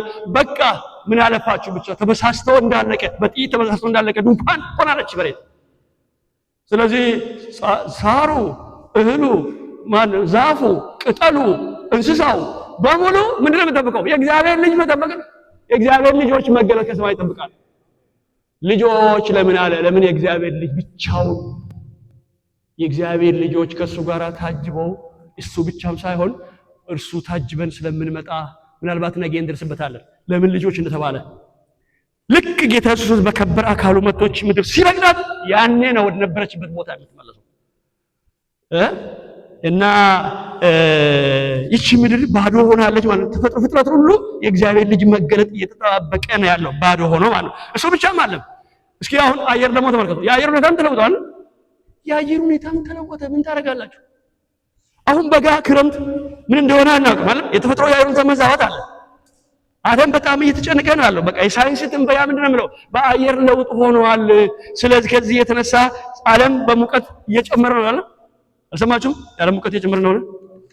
የዓለም ሙቀት እየጨመረ የመጣ ስለሆነ ይቺ ምድር ምንድን ነው የምትለው ሳይንቲስቶች? ምድር ልትቀልጥ ነው። አሁን ጉድዋ ነው እቺ መሬት። እንዳለ ልትቀልጥ ነው። ዩኒቨርስ እንዳለ ሊሄድ ነው። ስለዚህ ይሄን ነገር ምን ማድረግ አለብን? የተባበሩት መንግስታት ድርጅት አሁን ስብሰባ እያደረጉ ነው ያለው። የካርቦን ልቀቱን ባካችሁ ቀንሱ። እናንተ G20 የምትባሉ ታላቅ ሀገሮች የአውሮፓ፣ የአሜሪካ፣ የቻይና እና ጭሱ መቀነስ አለበት። ከአውሮፕላን ከጄት የሚወጣው ጭስ፣ ከመኪና ከፋብሪካ የሚወጣው ጭስ ዓለምን እንዳለ እያቀለጣት ነው ያለው። ከዚህ የተነሳ ነገስታት ስብሰባ ያደርጋሉ፣ ይፈራረማሉ፣ ስምምነት ያደርጋሉ። ፊርማው አይጸናም። የተለያየ ስብሰባ ይደረጋል። በቃ ግሪን ሌጋሲ የሚባል አገራችን ውስጥ በቃ ችግኝ መትከል አረንጓዴ በአረንጓዴ እናድርገው። ልክ እንደዚህ አሁን አረንጓዴ እናድርገው፣ አረንጓዴ በአረንጓዴ እናድርገው። ግሪን ሌጋሲ ለውጥ ይሆን? የአረንጓዴ አብዮት ለውጥ ይሆን? አይለውጣትም። እና ምን ይሻላል? ስብሰባ ይደረጋል። ትዝልኛለህ በሜክሲኮ በካንኩን የኪዮቶ ስብሰባ፣ የኮፐንሃገን የፓሪስ ስብሰባ፣ የካንኩን ስብሰባ፣ በቃ ብዙ ቦታ ስብሰባ ይደረጋል። የዛሬ 3 ዓመት 70,000 የሀገር መሪዎችና ሊቃውንት በዱባይ ከተማ ነበሩ። እኔም እዛ ነበርኩ። ዱባይ ነበር፣ አቡዳቢ ነበርኩ። እና ምን ነበረ? ከ200 ሀገሮች 70,000 ሳይንቲስቶች፣ ምሁራን፣ ጠቅላላ የሀገር መሪዎች፣ የኛም ሀገር መሪ ተገኝተው ስብሰባ በዱባይ የሚመከር ነበረ። እንዴት አድርገን ነው የምንቀንሰው? ያለ ውሳኔ ያለ ስምምነት ተበተነው ይላል። የስብሰባውን ውጤት ይከታተል ነበር። ምን ነበረ? አልተስማሙም። ከዛ በኋላ እዚህ አውሮፓ ሀገር ውስጥ አሁን ተደርጓል። ከዛ በኋላ አሁን ደግሞ የሚቀጥለው ዓመት የት ቦታ እንደሚደረግ ረስቻለሁ። ይከታተላል ስብሰባው ከድሮ ጀምሬ። ምንም ሊያመጣቸው እንዴት ይሻላል? የአየር ሁኔታ ተዛብቷል። ብዙ ነገሮች ትኖራል። አሁን ደግሞ ከዚህ ከህብረቱም ደግሞ ልውጣ እያለ ይኸው ትራምፕ ደግሞ እንትን እያደረገ ነው ያለው። እሱ ደግሞ ትንሽ ነቃቅ ልክ እንደሚነቀል ጥርስ እየነቃነቀ ነው አለም የአሜሪካ ፕሬዝዳንት። ምን ይሻላል? ስለዚህ የአየር ሁኔታው እንትን ገንዘቡን አይሰጥም እንዴ ምናምን ይባላል። የመሬት መናወጡ፣ የተለያዩ ነገሮች ሁሉ የተፈጥሮ የፍጥረት ናፍቆት የእግዚአብሔር ልጆች መገለጥ ይጠብቃል። እሱ ሲመጣ ያረጋጋል። ክብር ለጌታ ይሁን። ንጉሱ ኢየሱስ በክብር ሲመጣ ነው እቺ ምድር ወደ ነበረችበት ኦሪጂናል እንትና የምትመለሰው። እንዲህ ማለት እቺ ምድር ገነት ትሆናለች ብዬ የጆባን ስብከት እየሰበካችሁ እንዳይመስላችሁ የጆባን ስብከት እየሰበካችሁ እንዳይመስላችሁ። ለ1000 ዓመት መንግስት ብቻ ነው። ለ1000 ዓመት መጥቶ ግን ጌታ ይባርካታል። ምናልባት 1000 ዓመት ምን እንደመስል ነገ እንደርስበት ይሆናል። ከዛ በኋላ እንደውነቱ ከሆነ ሳይንቲስቶች ልክ ናቸው። ይህ ፍጥረት እንዳለ በእሳት ቀልጦ ልክ ነው። ከዕለታት አንድ ቀን ይህ ፍጥረት በሙሉ በትኩሳት ቀልጦ እንደሚጠፋ መጽሐፍ ቅዱሳችን ይናገራል። አንድ ቀን እቺ ምድር እሳት ይበላዋል። ስለዚህ አሁን ምን መንቀሳቀሻ አለ? በቃ ጌታ ሊመጣ በደጅ ነው ያለው። ይኸው እዛ ጋር እሳቱን በአውሮፕላን አይጠፋም። እዚህ ጋር እኔ ትዝ ይለኛል ባለፈው ጊዜ የሚሲሲፒ ሪቨር የሚሲሲፒ ወንዝ በነገር ከአማዞን በዓለም አንደኛ ወንዝ እሱ ነው እና በአሜሪካ አቋርጦ የሚሄድ የሚሲሲፒ ውሃ ሞልቶ አቅጣጫውን ለውጦ ወደ ኋላ እንደፈሰ እንዳለ አንድ ስቴት እንዳለ በጣም ከባድ ብዙ ህዝብ ነው የፈጀው። አለኝ ገንዘብ ብትል አሜሪካ የትም አትደርስም። አውሮፓም አለን ሀብታም የትም አይደርስም። ምንም ሊያመልጡ አይችሉም። ሊመጣ ካለው ነገር ሊያመልጡ ማንም አይችልም። ይልቁንም ወደ ኢየሱስ ቢመለስ ያዋጣታል። እና እንግዲያውስ የፍጥረት ናፍቆት የእግዚአብሔር ልጆች መገለጥ ይጠብቃል ማለት ነው። ደስ ይበላችሁ፣ ጌታ ሊመጣ በደጅ ነው ያለው። ሁለተኛው ጌታ እውነት ሊመጣ አሁን በደጅ ደርሷል ማለት ነው። እኔ የሚያስፈራኝ ለዚህ ነው ማለት ነው። አንዳንድ ጊዜ ለምንድን ነው ፕሮግራም ያስኩላለሁ? እኔ ባልወጣስ ደሞም ታማሚ ነኝ። ኧረ ሙሉ ዓለም ትሄዳለህ፣ ትጠማለህ። እሄዳለሁ፣ በቃ ምን በዛው እሄዳለሁ፣ ወደ ጌታ እሄዳለሁ። በዛው ወገኖችን ንቁ እያልኩ በዛው እሄዳለሁ እንጂ ምን ይሆናለሁ? ምን ችግር አለው? እቺ የሄዱ እንኳን ቢፈርስ ምንድነው? ጌታ ደርሷል። አሁን በደጅ ደርሰናል ማለት ነው። ሁለተኛው የጌታ ምጽአት ምልክቱ ጊዜው እንደደረሰ ማለት ነው። በዓለም ላይ የእውቀት በከፍተኛ ደረጃ የመምጠቁ ሁኔታ በጣም እያሰጋናል። ዕውቀት በጣም ጨምሯል ወገኖቼ። የዚህ ዕውቀት መጨመር ሁኔታ ዳንኤል ምዕራፍ 12 ላይ አስቀድሞ የተነገረ ነገር ነው። ማስታወሻ ያዙ። በነገራችን ላይ መጽሐፌም ላይ ላይኖር ይችላል። ይሄ አንዳንድ ነገሮችን ላይኖር ይችላል፣ አላውቅም። እኔ ለዚህ ነው በሚቆመት መንፈስ ቅዱስ ጌታ ተናገረኝ የምለው። አንድ ፓስተር ባለፈው የዛሬ 50ኛ ዓመት ለማክበር የዛሬ ዓመት ወለጋ ሄደን አብረን ያገለን በዛ በዓል ላይ አስተማርኩን ስለ ጌታ ምጽአት እና አዲስ አበባ ላይ 2 ክፍለ ጊዜ 2 ሳምንት ብትቆይ ሆነ ባክ ስለ እግዚአብሔር እዚህ አሜሪካ ከመነሳት በፊት ነው ታስተምራለህ ብሎኝ። እሺ ልክ አዲስ አበባ ሲመለስ ይኸው ያኔ ነቀምት ላይ የተናገርከው እሷን አደራ እሱ ራሱ እንትን አለኝ። እሺ አልኩ። እሺ ግን ሲቆም ሌላ ነገር ነው፣ ስለ ጌታ ምጽአት ነው ግን ሌላ ነገር ነው። ሙላለም እንደው ሌላ ነው እንዴ? እኔ መንፈስ ቅዱስ በጊዜው የሚያመጣው ነገር ተቀበሉ፣ ለእናንተ የሚያመጣው ለእኔም ራሴ ማለት ነው። ሁለተኛው በዓለም ዕውቀቱ ምንድነው ቢባል ዳንኤል ላይ ምንድነው የሚለው? ምዕራፍ 12 ቁጥር 4 ላይ ዕውቀት እንደሚጨምር ዳንኤል ሆይ የሰው ዕውቀት ይበዛል፣ ታላቁ ሚካኤል በሕዝብ ዘመን ከሆነ ጀምሮ እስከዚያ ዘመን ድረስ እርሱ ያልሆነ መከራ ታላቅ መከራ ይሆናል። አንተ ግን እስከ ቁጥር 4 እናንተ አንብቡ። አንተ ግን አያችሁ እስከ ፍጻሜ ዘመን ድረስ ቃል ሂድ ድረስ ቃሉ እዚህ ጋር መጽሐፉን ማተም ሰዎች ይመራመራሉ ዕውቀትም ይበዛል። ዳንኤል ምዕራፍ 12 ቁጥር 4 ላይ የዚህ ዕውቀት መብዛት ታዲያ መሃይም እንሁን እንዴ? ልጆቻችንን እናስተምርም እንዴ? እናስተምራለን። እና ልክ ነው፣ ጥሩ ነው መጨመሩ ዕውቀቱ በዝቶ ግን የምርምሩ ብዛት፣ የሳይንሱ ብዛት፣ የዕውቀቱ ብዛት ጭንቅ ውስጥ ከቷል ሰው። ዓለም አሁን እየተጨነቀች ነው። በጣም አስጨናቂ ሁኔታ ውስጥ ገብተናል። በሁለት አቅጣጫ አስጨናቂ ዘመን ውስጥ ገብተናል። በሁለት መንገድ። አንደኛው በዓለም ላይ ታላቅ ጭንቅ ሆኗል። አሁን አስጨናቂ ነገር መጥቷል በዓለም ላይ። ወዴት ነው የምናመራው? በሉቃስ ወንጌል ምዕራፍ 21 በዓለም ያለውን አስጨናቂ ሁኔታና በጌታ ቤት ያለውን አስጨናቂ ሁኔታ ልንገራችሁ። ይሄ ራሱ የጌታ ምጽአት ምልክት ነው። እና ከመሬት ተነስቶ አንድ ፓስተር አሉና ይገርማቸዋል። ደውሎ የማወቅ ነን ብዙ ይደውልኛል። ባለፈው ጊዜ እኔ ደግሞ ሳውዲ አረቢያ ነው ያለው። የት ነው ያለ ሙሉ ዓለም ይለኛል ፓስተር። ሳውዲ ነው። እንዴት ልክ ሳውዲ አረቢያ ልገባ ነው ፓስተር መረደ ወደ ፕሮግራም ምንድነው ጅዳ ነው ያለ። እንዴት ጅዳ ይለኛል። ጌታ አመጣኝ። ለምን ደወልክልኝ ፓስተር? እየተወረ ወደ ፕሮግራም ልገባ ነው። በኋላ ደውልልኝ ወደ ሆቴል ሲመለስ በጣም ይገርማ ጌታ ሊመጣ ነው። ያን ትምህርት ቀጥልበት። እንዳው ያንተ ትምህርት አሁን እኮ በጣም እንደሚያስፈልግ አሁን ገና ገባኝ። ጌታ አሳስበኝ። ቀጥልበት ሙሉ ጸልይልኝ ነው። ለካ ዓለም በጣም ከባድ ጭንቅ ውስጥ ገብታለች። ሉቃስ ወንጌል ምዕራፍ 21 ላይ እንዲህ የሚል ቃል አለ።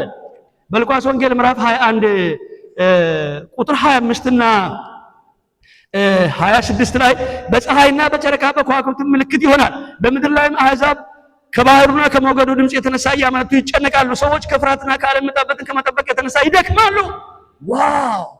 የሰማይ ኃይላት ይናወጣሉ። በዚያ ትኩሳት ይሆናል፣ እንዲህ ይሆናል፣ ትርምስ ይሆናል። አይችሁ በዓለም ላይ አስጨናቂ ነገር እየተፈጠረ ነው። አሁን የሰው ልጆች ያዋጣኛል ያለው ነገር በሙሉ ተመልሶ ከባድ ገመድ ሆኖበታል። አስጨናቂ ነገር በዝቷል። አሁን ምንድነው የሚያስጨንቀው የሚለውን አንድ በአንድ ዘርዝር አልችልም። እናንተ ታውቃላችሁ፣ ጉግል ታጋራጋላችሁ፣ በእጃችሁ ነው ያለው። በቃ ዓለም ቴክኖሎጂዋ የተደረሰ ታውቃላችሁ። አንድ ምሳሌ ግን ላንሳ። ለምሳሌ አሁን በዓለም ላይ የአርቲፊሻል ኢንተለጀንስ ጉዳይ ተሰማላችሁ አይደለም? ኤአይ ማለት ነው። ይሄ አርቲፊሻል ኢንተለጀንስ ምንድነው? ሰውን ተክቶ ስራ የሚሰራ ማለት ነው አይደለም? ሰሞኑን አንዱ ሀብታም ኤለን ማስክ ያለ ይሄ የቦይንግ ባለቤት ደግሞ ምን አይነት እንትን አለ ከ10 ዓመት በኋላ በ2035 አካባቢ ኦልሞስት በአሜሪካ ወይም በምድር ላይ የሰው ልጆች በሳምንት 2 ቀን ብቻ ከመስራት ውጪ ስራ ያቆማል። ለምን? ኤአይ ብቻ ነው የሚሰራው። አርቲፊሻል ኢንተለጀንስ ሰውን ተክቶ ነው የሚሰራው ብሎ አለ። እረበለው። ታዲያ እንደዚህ ከሆነ ሰው ልጅ ምን ሰርቶ ይብላሽ? ምን እንስራ? ፋብሪካ ገብተን ማንሰራ ከሆነ ዌርሃውስ ማንሰራ ከሆነ እንትን ገብተን ማንሰራ ከሆነ መኪና ማንነዳ ከሆነ ታክሲ ራሱ ብቻውን የሚሄድ ከሆነ ምንድነው እሱ? መኪና ራሱ ሰው ማንነዳ ከሆነ አያችሁ አሁን ሰውን እያስጨነቀ እውቀቱ ብዛት በጣም እያስጨነቀ ነው ያለው አያችሁ። ስለዚህ እንደውም ኤለን ማስክ ምንድነው ያደረገ ያለው ወደ ሰማይ ሌላ እንትን ልንሰራ ነው ከፕሬዝዳንቱ ጋር ሆኖ ዓለምን ያስጨነቁ ያተራመሱ ሌላ ከተማ ላይ ለመስራት እየሞከረ ነው ያለው።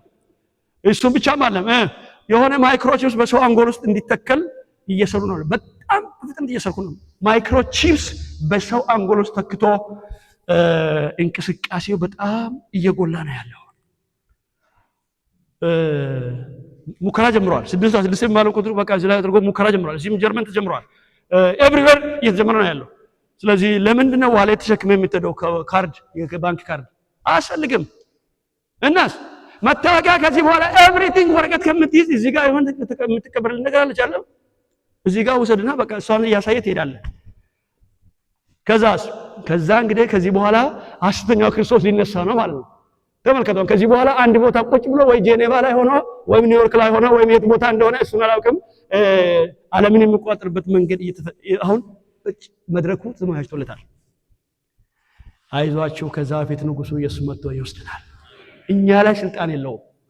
በግንባሬም በእጄም ማንም አይነካ። ባንቺም ላይ በክርስቶስ ደም ባዋጁት ላይ ግን የሚዲያው የኢንተርኔቱ የምናምኑ ዓለምን እያስጨነቀ ነው ያለው። አሁን ለምሳሌ ኤሌክትሮማግኔቲክ የሚል በቅርብ ጊዜ አንድ መጽሔት መጋዣ ነበርኩና ኢኤምፒ የሚባል አለና ይሄ ኤሌክትሮማግኔቲክ ፐልስ የሚባል አደገኛ የጥቃት መሳሪያ እየተፈለሰፈ ነው ያለው። ይሄ መሳሪያ በነገራችን ላይ በአንድ ጊዜ የሳተላይት እንቅስቃሴ የሚያቆም ነው። ሳተላይት እንቅስቃሴ ከቆመ ወዮለት፣ አውሮፕላን ሊበራ አይችልም፣ መኪናም ሊንቀሳቀስ አይችልም፣ ፋብሪካም ሊንቀሳቀስ አይችልም። ምናልባት ይሄ ኤሌክትሮማግኔቲክ ፐልስ ድንገት አሁን ራሻ ወይም ደግሞ የሰሜን ኮሪያው ቲቪተኛው ወጣቱ አለም ፍንዳታው እኔ አሜሪካ ምናምን የሚፎክረው አንድ ጊዜ ፕሬስ ላድርገው ብሎ አሁን ቢመታ አለቀ። ሳተላይት እንቅስቃሴ በአንድ ጊዜ ጃም ካደረገች ያልቅላታል። አሜሪካን በአንድ ጊዜ ዜሮ ላይ ያስገባ ይችላል፣ ወይም አውሮፓን ከፈለጉ ማለት ነው። ስለዚህ በኤሌክትሪክ የሚንቀሳቀስ ነገር በሙሉ በዓለም ላይ የሚያቆም ስራ ሰርቷል። አሁን ማሽን ሰርቷል። አንድ ነገር ዓለም ላይ ያው ኤሌክትሪክ የለም። ከሌለስ ፍሪጅ አይሰራማ፣ መብራትም የለም። ሻማ ነው። ሻማ ከየት ታገኛለህ? ሱቅ ነው። በምን ትሄዳለህ? በሳይክል ነው ወይስ በበቅሎ ነው የምትሄደው? በአህያ ነው የምትሄደው? መኪናም የለም፣ ባቡር የለም፣ ምንም አይንቀሳቀስም። ኤሌክትሪክ ከሌለ ሰው ስቶር ሄዶ ምን ገዝቶ ይብላ? ያልቃላ። እንዲያውም ወንጀለኛ አንድ ሰው እንትን ፖሊስ በምን ትጠራለህ? ስልክ አይሰራም። የሚገርም ነገር ነው።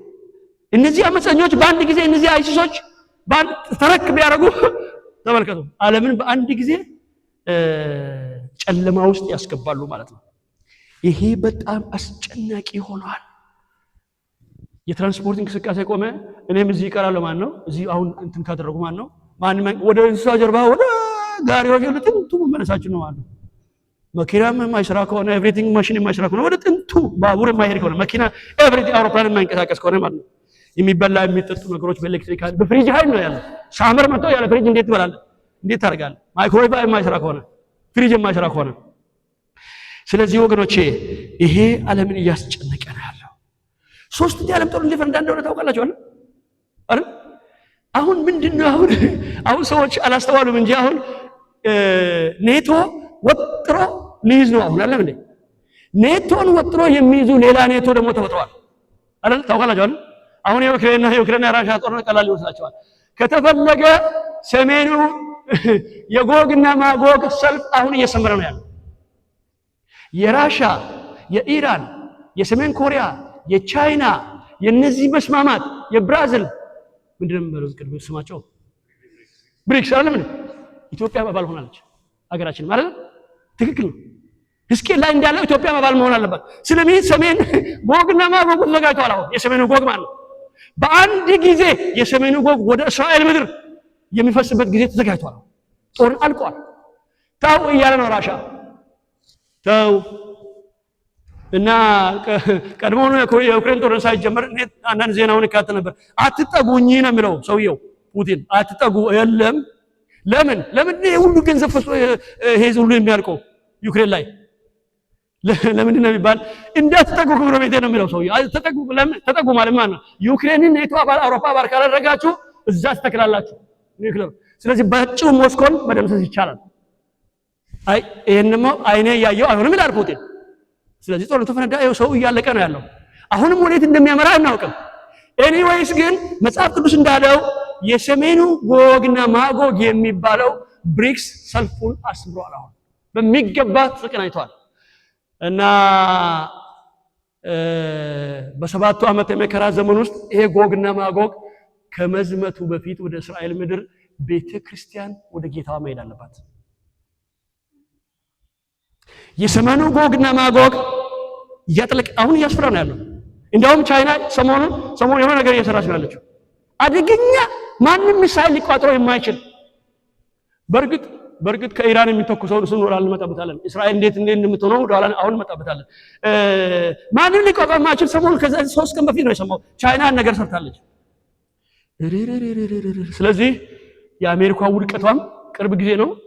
ኤኒዌይስ ግን መጽሐፍ ቅዱስ እንደሚናገረው የሰሜኑ ጎግና ማጎግ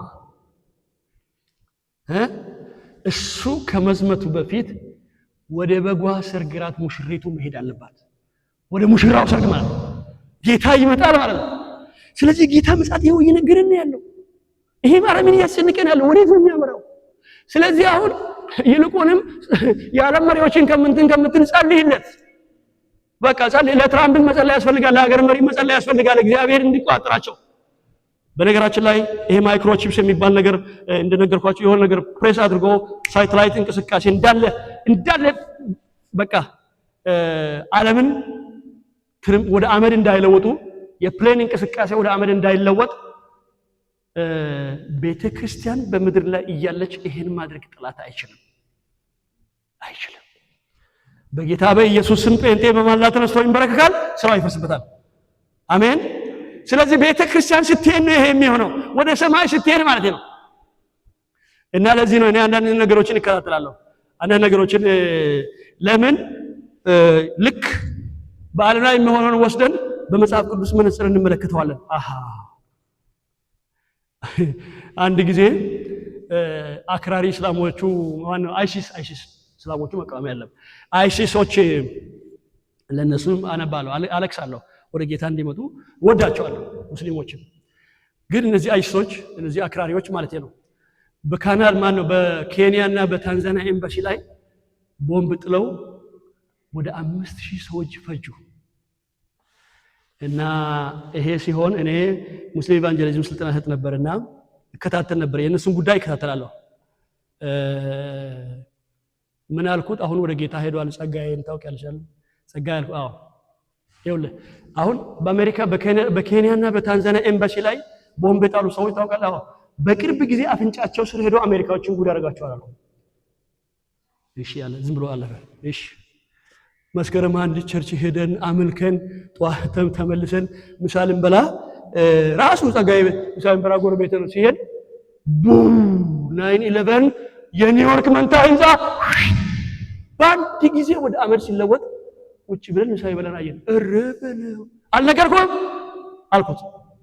ያው ምስክር ባለቤቱም አለች ባለቤቴ ደብሬም አለች። እሱ ነው ወደ ጌታ ሄደው አልነገርኩም ማለት ነብይ ሙሉ ዓለም አጥሉም እንጂ እኔ ነግራችሁ አንተ እውነትም ነብይ ነህ እንደ አንተ አልነገርኩም። የዛ ባፍንጫቸው ስር ሄደው አንድ ነገር አድርጋሉ አልኩም። አደረጉት።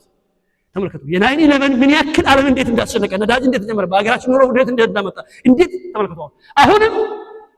አሁንም ዝግጅት እያደረጉ ነው ያለው።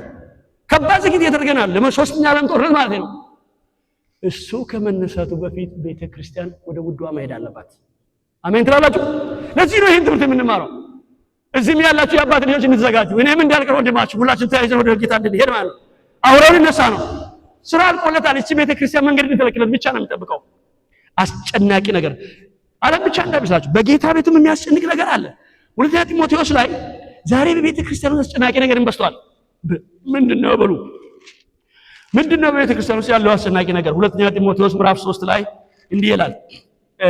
ሁለተኛ ጢሞቴዎስ ምዕራፍ 3 ቁጥር 1-5 ላይ ነገር ግን በመጨረሻ ቀን የሚያስጨንቅ ዘመን እንዲመጣ ይህን እወቅ። ሰዎች ራሳቸውን የሚወዱ ይሆናሉ። በመጨረሻው ቀን ሰውን የሚያስጨንቅ ዘመን እንደሚመጣ ይሄን እወቅ።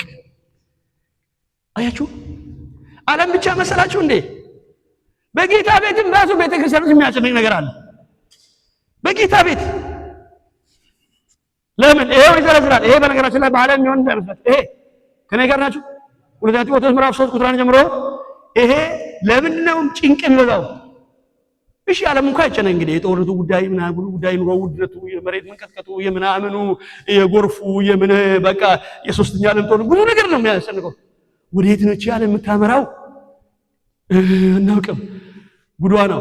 በጌታ ቤት ለምን ጭንቀት በዛ? ይሄው ጳውሎስ ተናግሯል።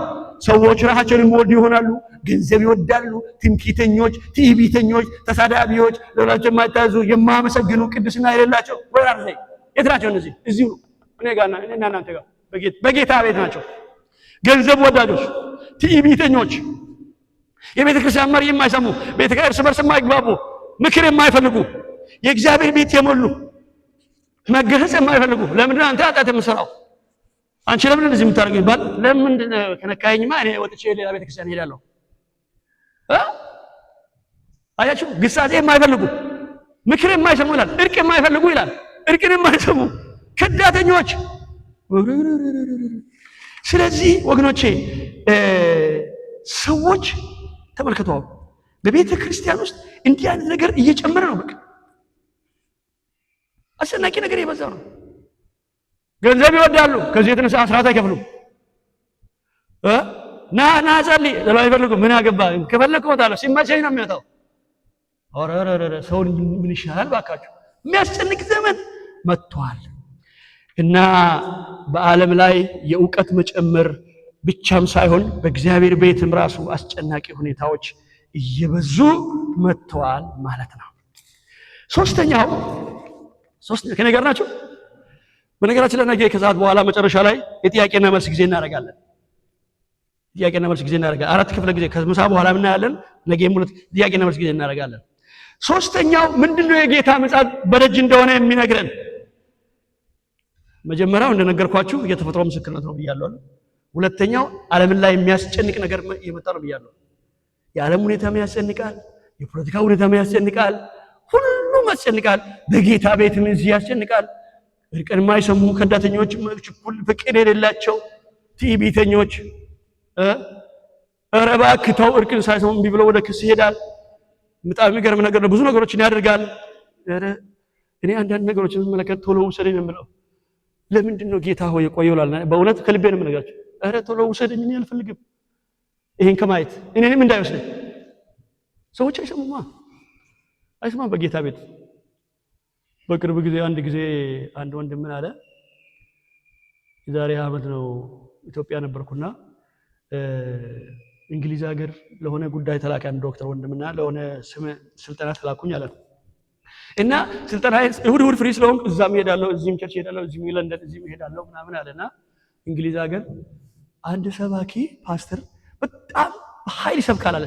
ነጭ ነው እና ግን ስብከቱ ራሱ ግርም ይለኛል አለ።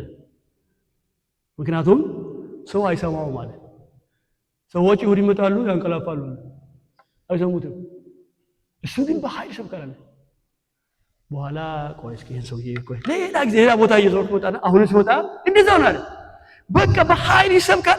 ደስ ይለኛል ስብከቱ አለ፣ ትምህርቱ ደስ ይለኛል አለ። ግን ማንም ሰው እዚህ ፊት ለፊት ይቀመጣሉ፣ ማንም አያዳምጠውም አለ። እና እኔም እንደ ተአምር ነው እንደ ይሄ ድራማ ነው ይሄ ሰውዬውን ቆይ እስኪ ብዬ በሻይ ሰዓት ሻይ ቡና ጠይቃለሁ። ስማ አንተ አልኩ።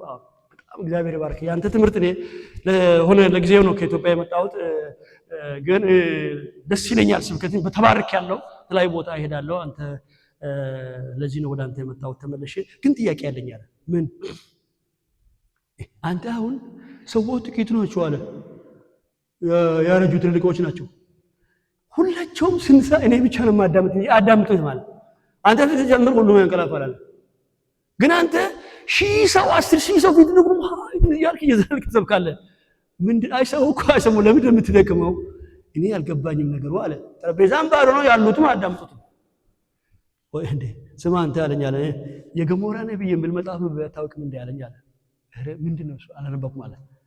አታውቅም? አዎ በሶዶምና ገሞራ አንድ ነብይ ነበረ ይላል መጽሐፉ አለ።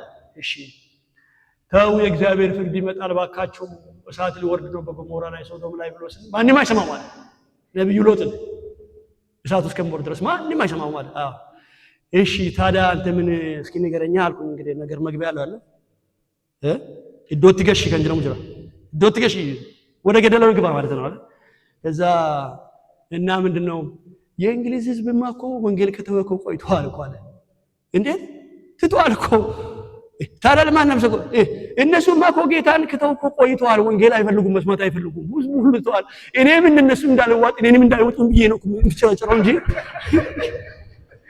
አናሪ ሰከናል ከመሰለ እኔንም እንዳይወጡም ብዬ ነው ምትጨረጨረው እንጂ እኮ ለራሴንም ሰቆኝ ለነሱ መሰለን እንደሚያዳምጠው በላ እኔም እንደነሱ እንዳልሆን ብዬ ነው ደና ነኝ ለማለት በጌታ ጸጋ አለው ለማለት ነው እንጂ እኮ አይሰሙኝም አውቃለሁ አለ ይኸው በጌታ ቤት እንደዚህ ነው ባሁን በስተዋል ሁሉም በስተዋል ሶስተኛ የጌታ ምጽአት ምልክቱ ነው ሶስተኛው የቤተሰብ ህይወት መዛባት ነው የጋብቻ ወይም የቤተሰብ ህይወት ምስቅልቅል እየወጣ መምጣት ራሱ የጌታ ምጽአት ነው የሚያሳየው ጌታ በደጅ ነው ለምን ትዳር የሚባል ነገር ትርጉም እያጣ ነው ያለው አይደል ትዳር በተለይ እናንተ ያው አውሮፓ ታውቃላችሁ አሜሪካ ሁላችንም እኩል ነን ኢትዮጵያም ያው ነው ምን ጧት ተነሳ ማታ እዛው ወዲያው ሰከንድ ነው እዛ የሚደርሰው አንድ ሆነን አልኩ ምን ችግር አለ አያችሁ ትዳር የሚባል ሰዎች ትዳር አይፈልጉም አያችሁ ትዳር ራሱ መስመሩ ይስተዋል አንድ ወንድ ለሁለት ሴት ወይም ሁለት ሴቶች አንድ በቃ ሁለት ወንዶች እንደዚህ የተባለ ብዙ ምስቅልቅሉ እየወጣ ነው ያለው ስለዚህ ሰዎች ለቤተሰብ ለትዳር ቦታ አይሰጡም ይሄ በጣም እየቀለለ የመጣበት ዘመን ነው ይሄ እየከበደ የመጣበት ዘመን ነው እኔ ሰዎችን ሳይ ወንድሜ ጌታን አለ እላለሁ አንድ ሰው አይ አለኛል ነው ቀጥሎ ያለን ጥያቄ አግብተሃል ወይ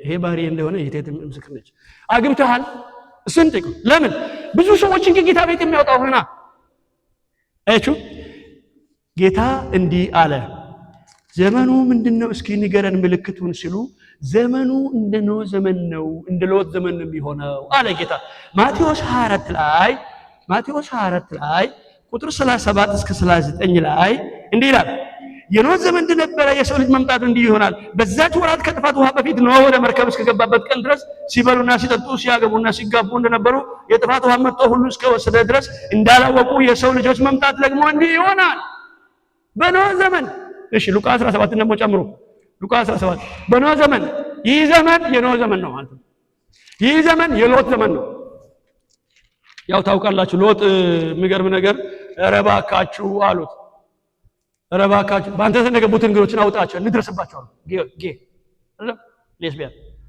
ስለ እግዚአብሔር አለ ለምናችሁ ባካ ስለ ፈጣሪ ወንድማው ድንግል ሁለት ልጃገረዶች አሉ የራሴ ልጆች እንደፈለጋችሁ አድርጎ ይሄው ልጆችን አለ አረ አንፈልግም አሉ ልጃገረድ አንፈልግም ድንግል አንፈልግም አሉ አውጣለን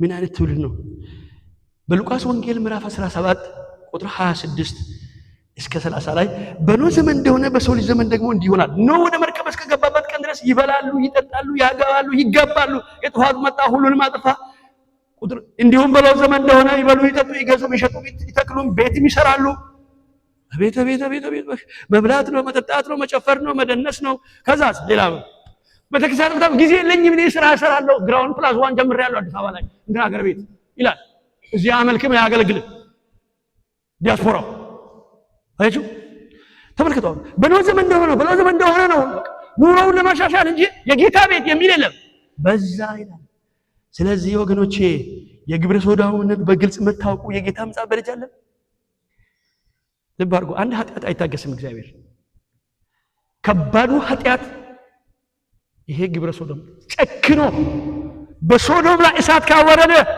እንዴት አላለ እንዴት ደግሞ በዘመን ግደለም ወንድና ወንድ ሴትና ሴት ጋብቻ ምንም አይደለም ዓለም ታውቃላችሁ ለታላቁ ቁጣ የተዘጋጀች ነው ያለችው ዓለም ትልቅ እልቂቷ የእግዚአብሔር ቁጣ ሲጀምር ወዮላት የግብረ ሶዶምነት በአንደኛ ቆሮንቶስ ምዕራፍ 6 ላይ ዝሙት እንደሚበዛ ስለ ዝሙት በጣም ቀለል እየተሆነ መጥቷል አሁን ቀለል እየተባለ መጥቷል ምንም አይደለም ያው ደካማ ነው ስጋ ደካማ ነው ምንም አይደለም። ከዛስ እግዚአብሔር ያውቃል። አንድ ለአንድ ብንሆን ምን ችግር አለው? እስከምንጋባ ድረስ ጋብቻ እስከምንፈጽም ድረስ ምን ችግር አለው? ይሄ ትልቅ ኃጢአት ነው ወገኖቼ። በአንደኛ ቆሮንቶስ ምዕራፍ 6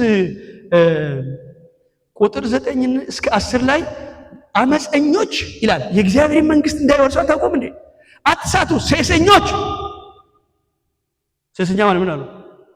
በአንድ ሴት የማይረካ ወንድ ማለት ነው። ወይም በአንድ ወንድ የማትረካ ሴት ማለት ነው። ከዛም ከዚህም ሴሰኞች፣ ከዛስ ጣዖትን የሚያመልኩ፣ ከዛስ አመንዝሮች፣ ከትዳር ውጪ ግብረ ሥጋ ግንኙነት ማለት ነው። ወይም ቀላጮች፣ ወይም ከወንድ ጋር ዝሙት የሚሰሩ፣ ወይም ሌቦች፣ ወይም ገንዘብ የሚመኙ 6-9 እስከ 10 ነው። ገንዘብ የሚመኙ እሺ፣ ወይ ሰካሮች፣ ወይ ተሳዳቢዎች፣ ወይ ነጣቂዎች የእግዚአብሔርን መንግስት አይወርሱም። ዘሌዋውያን 18:22ም ጨምራችሁ ወሰዱ። ዘሌዋውያን 18 ዘሌዋውያን 18 ቁጥር 22 ሮሜ ምዕራፍ 1 እግዚአብሔር ለማይረባ አሳልፎ እንደሰጣቸው ሮሜ ምዕራፍ 1 ቁጥር 26 እና 27 ለሚያስነውር ምኞት አሳልፎ ሰጣቸው ይላል። ስለዚህ በጣም መጠንቀቅ አለብን ወገኖች። ይህ ዘመን በስቷል። አሁን እዚህ ያለ ኤልጂቢቲኪ መልግራ አለ። ኤልጂቢቲኪ የሚል አውሮፓ አሜሪካ ብቻ ነው ይኸው ተስፋፋ ነው አይደለም አለ። እኔ ከመምጣቴ በፊት አንድ ቀን የፈውስ ፕሮግራም ላይ አንዱን በመገለጥ የሚያገለግል ሰው ጋበዝኩና እዚህ ጉባኤ ውስጥ ግብረ ሰዶም እንትን የምትለማመድ ሰው አለ። ሁላችሁ አይናችሁ ጨፍኑ። አንድ ሰው ብቻ እጁን ያሳይ። ስማ አንተ አልኩት፣ እጃጅ ኧረ እባክህ እውነት ከጌታ ሰምተሃል አልኩት። ምንድን ነው የምታመጣብን? ምን አይነት መገለጥ ነው አልኩት። ምክንያቱም እንዳይሳሳት ብዬ ነው። ስማ አልኩት፣ ጠጋ ብዬ እውነት ከጌታ ነው ታያለህ ፓስተር አለ። ግድ የለህም ቆይ ዝም ብለህ በትክክል መንፈስ ቅዱስ። አዎ እሺ ደነገጥኳ። እዚህ ማዕከል አዲስ አበባ የዛሬ 20 ዓመት አሁንማ ተውት። በኋላ ሁላችሁ በጌታ ፍቅርና ምናጭ አይናችን ጨፍኑ። አንተ ብቻ ልብና እኔና ፓስተር ብቻ እግዚአብሔር ደግሞ እናያለን። ፓስተር እንዲረዳ እባክህ ብሎ ለምን እጁን አሳየ። እንዴት እንደዛ ውስጥ ወጣቱ እንደገባ ነገረን። ያለቀስኩ ልክ ሰው ቀላል እንደመስላችሁ ሰው እንደሞተበት አለቀስኩ። እና ከዚህ ማውጣት ግዴታዬ ነው። አብሮ መጾም ማለት ነው። አያችሁ ዘመኑ እየተበላሸ ነው ያለው። ዘመኑ እየተበላሸ ነው። እግዚአብሔር ብዙ ሰዎች ይሄን ልምምድ እየጨመሩ ነው ያለው። የጌታውት የሌስቢያን ተውት። እንደውም ማቴዎስ ወንጌል ምዕራፍ 5 ቁጥር 20 ላይ ምንድን ነው የሚለው? ማቴዎስ 5:20 ላይ ጽድቃችሁ ከፈሪሳውያን ጽድቅ ካልበለጠ ዓለም ውስጥ ያሉ የምትሉት አሕዛብ ናቸው የምትሉት ናቸው። እኛ ቦርን አጌን ነን ኤቫንጀሊካል ነን ወይም ጴንጤዎች ነን የምትሉ ሰዎች ጽድቃችሁ ከፈሪሳውያን ጽድቅ ካልበለጠ ወደ እግዚአብሔር መንግስት አትገቡም አለ እኮ ጌታ። ሃይማኖተኛ ነን ስላልክ ብቻ አትገባም። ጽድቃችሁ አለ። ገላትያ 5 ታውቃላችሁ። ገላትያ 5:19-21 እና ስለዚህ እርኩሰቶች እየበዙ ነው ያለ። ባይሴክሹዋል እየበዛ ነው፣ ትራንስጀንደር እየበዛ ነው ያለው። እንደውም ይሄ ትውልድ አንድ ነገር ደግሞ ባለፈው ጆሮ ጩህ የሚያደርግ ነገር ደግሞ ሰማሁ። ምን ከጋብቻ በፊት የግብረ ሥጋ ግንኙነት ልምምድ ያደርጋል አሉ። እንዴት ነው ነገሩ አሉ። ቤተክርስቲያን ውስጥ አዎ፣ የት ቤተክርስቲያን? ሁሉም ቤተክርስቲያን። ወጣቱ አሁን እኮ ካልተሞካከር እንዴት እንጋባለን እንጠራና ይላል። አብሯት ተኝቶ ነው የሚያጠራት ማለት ነው። ተገናኝቶ እቺ ምን ያክል ቤተክርስቲያን እንደወደቀች። ይሄ ደፋር፣ ይሄ ትልቁ ድፍረት እንዴት አድርገው ነው ወደ ጌታ ቤት የመጣው? እና ለርኩሰት ሁሉ ውድቀት በጣም ይገርማል። በቃ ብዙ ሰዎች እንደዚህ ያደረጉ ነው። ኢትዮጵያም በቃ ሳንጠናና እንዴት እንትናለን። ኧረ እንደዚህ አይደረግም፣ ኧረ እንደዚህ አይደረግም።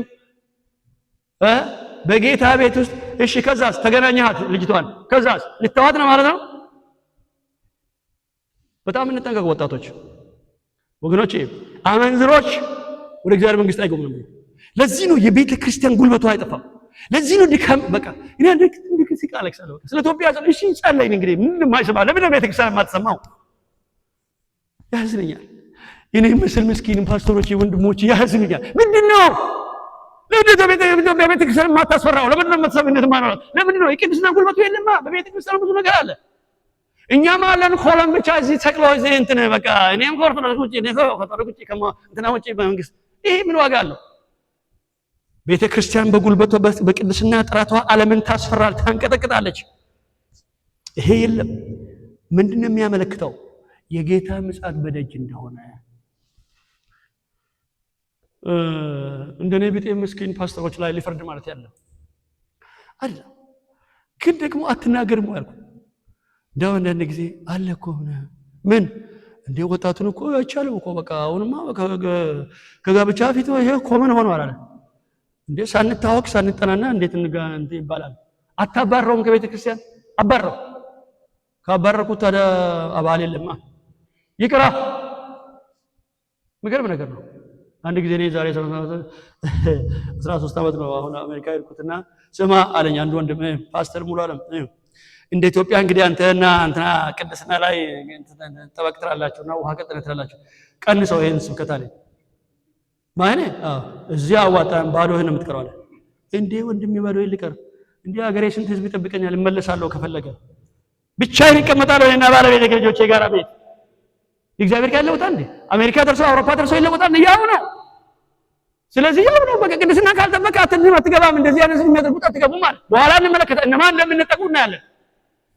ስለዚህ ይሄ ራሱ የቤተሰብ መዛባት ምንም አይደለም ብሎ ዝቅ ማድረግ ትዳርን ዝቅ አድርጎ ማየት ይሄ ልክ አለ እና ምስቅልቅሉ ወጥቷል። በነገራችን ላይ ስለ አሜሪካ ሲናገር እኔ አዝናለሁ። ለምትኖርባት ምድር ጸልዩ ስለምል አዝናለሁ። ለነገሩ ቢሊግራም አስጠንቋቸዋል። ሄዶ የ12ቱ የአሜሪካ ፕሬዝዳንቶች ፓስተሮች የነበረ ቢሊግራም ሄደው የመጀመሪያ እኔ ያለሁበት ስቴት ነች ጌ ያጸደቀችው ማሳቹሴት የመጀመሪያ ቦስተን ያለበት ቦታ ማለት ነው። እንዲህ አሉ ዋይት ሃውስ እሳቸው አስጠንቃቂ ያሉ 2 ዓመት ነው ወደ ጌታ ቢሊግራም ማለት ነው። አሜሪካ በህገ መንግስቷ ውስጥ የግብረ ሶዶም ህግ አድርጋ ብታጸድቅ ወዮላችሁ። አሁን አንዳንድ ስቴቶች ጀምረዋል። ፊላዴልፊያ፣ ማሳቹሴት፣ ቦስተን ኢስቱ ጀምረዋል። ተጠንቀቁ። ብታደርጉ የአይቅጡ ቅጣት ትቀጣለች አሜሪካ። እግዚአብሔር ይሄን ባደረጋችሁ ጊዜ እግዚአብሔር አሜሪካን ባይቀጣት ሶዶምና ገሞራን ይቅርታ መጠየቅ አለበት። ስለዚህ ኦባማ መጣና ህጉ አርጓ አጸደቀ። ኦባማ ጥቁር ሆነልናልና ጨፈርን አጸደቀልና ይሄው ጌታ ይባርካው። አሁን የተነሳው ትንሽ ቆሌያቸውን ያገፈናል። ፕሬዝዳንት አሁን ያለው ፕሬዝዳንት ቆሌያቸውን ያገፈናል። ስለዚህ ወገኖች ይሄ ራሱ ጌታ በደጅ ያለውና በቃ ቶሎ ሊመጣ ስለዚህ ቶሎ ስራዬን ልጨርስ የሚታይ ነገር አዲስ ክርስቲያን አንድ ሰው ማገልገል ቶሎ ተንበርኬ ማልቀስም ቢሆን እሺ እሷን ልጨርስና ወደ ጌታ ልሄድ። ለምን ጌታ ጊዜ ደርሷል። አሁን አራተኛው የመጨረሻ ዘመን አሁን ጊዜው እንደደረሰ የሚነግረን ማለት ነው። አለከማችሁ ማለት ከነጋራችሁ እሺ አራተኛው የሐሰተኞች እጅግ መብዛት ነው። ሐሰተኞች በጣም በዝተዋል። ይሄ ራሱ የጌታ ምጽአት ምልክት ነው። በደጅ እንደሆነ ማለት ነው። በደጅ እንደሆነ ምንድነው ሐሰት ማለት? የሐሰት ትንቢት ብቻ እንዳይመስላችሁ።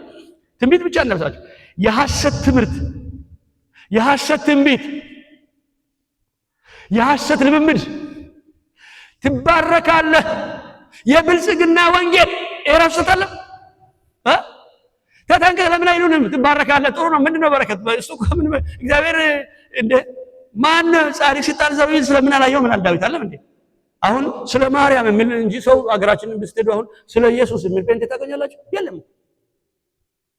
እና እግዚአብሔር ይባርካል። እሱ ስለ በረከት አለ የሚያወራው። ስለዚህ ትባረካለህ፣ ትበለጽጋለህ፣ ጠርምሰህ ትወጣለህ፣ ትሄዳለህ፣ ታሸንፋለህ፣ እንትን ትላለህ። ይሄ ራሱ ሰጥ ነው ወገኖች።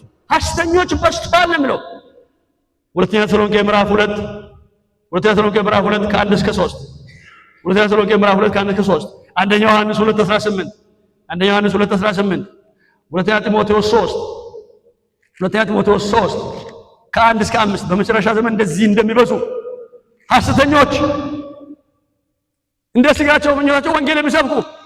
ስለዚህ አሁን ኮንፈረንስ ላይ ምን የሚጋበዘው? አቤት መልእክት የሚያመጣ ሰው ጋብዝልን ነው በቃ አይደለም። ትንቢትም እናገር እንጂ በቃ ትምህርትማ ማን ይፈልጋል? አንዳንድ ጊዜ እኔ አዲስ አበባ በነገራችን ላይ አብያተ ክርስቲያናትን የሙሉ ወንጌላውያን አስተባብር ነበርና አንዳንዱ ከደቡብ እንትን ከማቶ ጋሼ አቤት በጸጋ የሚያገለግል ሰው ትጋብዝልናለህ ይለኛል። አፈር ብላ እንዳለው ምን እንደው እኔ በውሃን እንደማገለግል በጸጋ የሚያገለግል እኔ እንደማገለግለው እንግዲህ ምን ማለት ነው? ትንቢት የሚናገር ማለት ነው። በፈውስ ማለት ነው። ቆሞ ሸለው እንዲህ ብሎ ደውለ በጸጋ ይሁን ይፈልጋል ሰው በቃ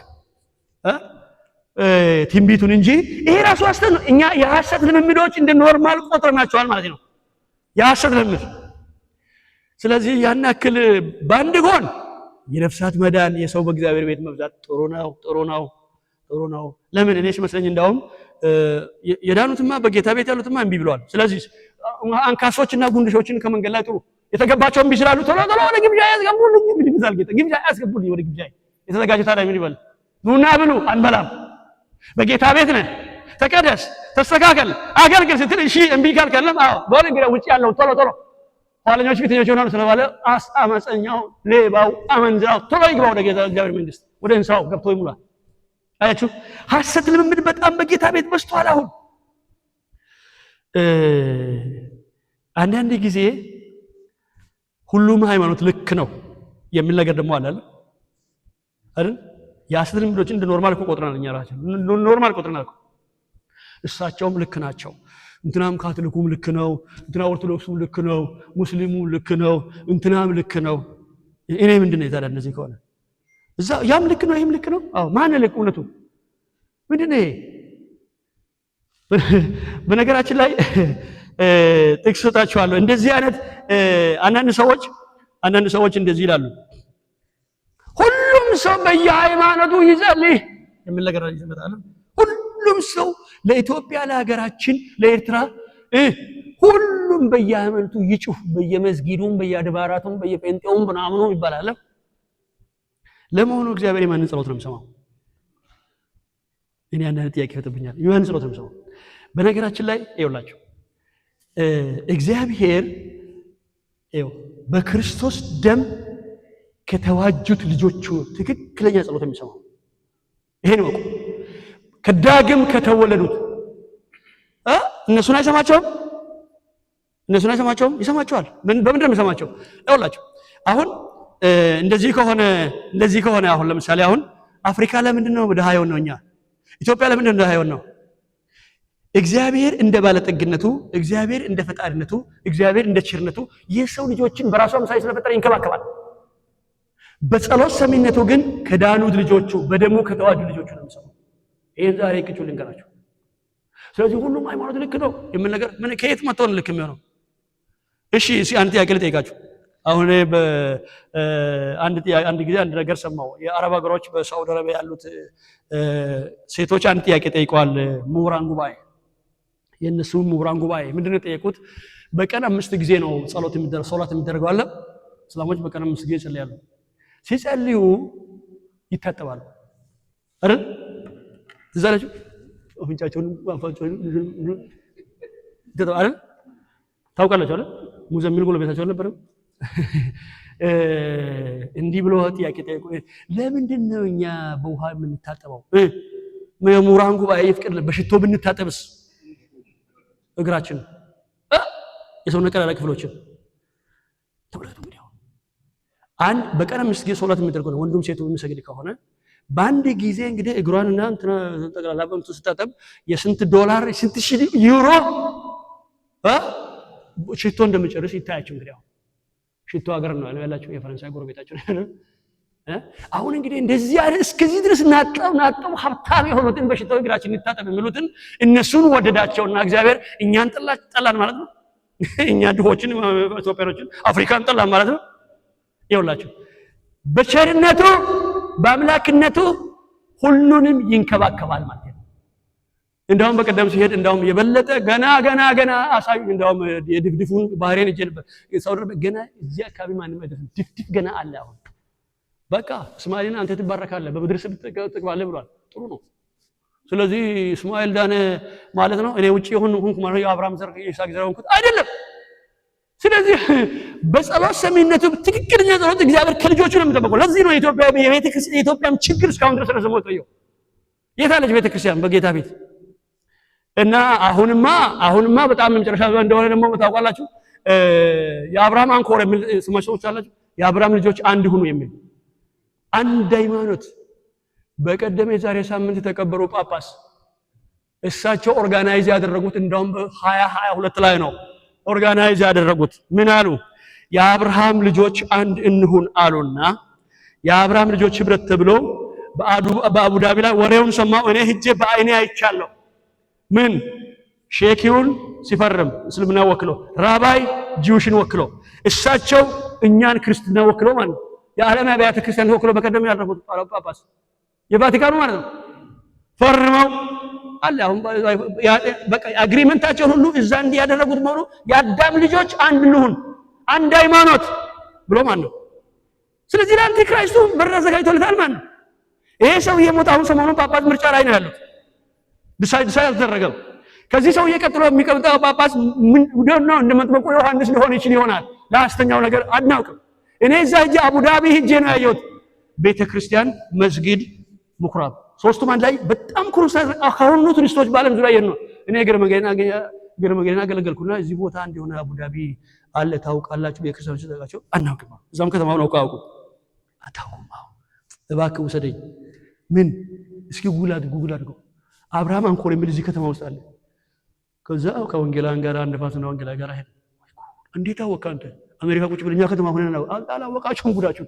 ለካ የሚታይ ነው ከዓለም ዙሪያ አንድ ሃይማኖት፣ ጂውሽም አይሁድም ልክ ነው፣ ክርስትናም ልክ ነው፣ ሙስሊሙም ልክ ነው የሚል ማለት ነው። የአዳም ልጆች አንድ ከሆነ የዓለም ሰላም ይመጣል። በቃ ለዓለም ጸጥ። ለምንድን ነው የምንዋጋው? ይሄን የዓለም ትርምስ የሚያጠፋው ይሄን አንድ ሃይማኖት ስንከተል ነው። አንድ ፖለቲካ፣ አንድ ኢኮኖሚ የሚል አያችሁ። በጣም መጠንቀቅ አለብን። እስኪ ኢሳይያስ ምዕራፍ 5 እናንብበው። ኢሳይያስ ምዕራፍ 5 ቁጥር 20 እስኪ ማን ነው የሚያነብልኝ? ኢሳይያስ ምዕራፍ 5 ቁጥር 20 ላይ እንዲህ የሚል ቃል አለ። ለኔና ማስጠንቀቂያው ለኔና ለእናንተ ነው። ለኔና ለእናንተ ነው። አሁን እንግዲህ ይሄ ነገር የምነግራችሁ ምንድነው? በሩ መድረኩ ተዘጋጅቷል። ሐሰተኛው ክርስቶስ ሊነሳ ነው። ለሐሰተኛ ነብይ ነው ይሄን የሚያደርገው። ስለዚህ ልክ ነው። አሁን የሚነሳው ሰውዬ መፍትሄ ሊያመጣ ነው። ፑቲንም አይደለም ትራምፕም አይደለም። we don't know ከየት እንደሚነሳ ብቻ እሱ ውስጥ አልገባም። ኤኒዌይስ ግን ይነሳል ሰው። ይሄ የሚነሳው ሰውዬ ልክ ነው የሚል ሐሰተኛ ነብይ ደግሞ አለ። እሷ ነች ጋለሞታ ባቢሎን፣ እሷ ነች የምታስተካክለው ማለት ነው፣ የምታዘጋጀው ማለት ነው። በኢሳይያስ ምዕራፍ 5 ቁጥር 20 ላይ ክፉን መልካም መልካሙን ክፉ ለሚሉ ጨለማውን ብርሃን ብርሃኑን ጨለማ ለሚያደርጉ ጣፋጩን መራራ መራሩን ጣፋጭ ለሚያደርጉ ወዮላቸው። ስለዚህ በጽድቅ ቁም። እኛም አለን እንትናም አሉ አባም አሉ ቄሱም አሉ ሼኩም አሉ ምንትናምን አሉ እንወዳቸዋለን።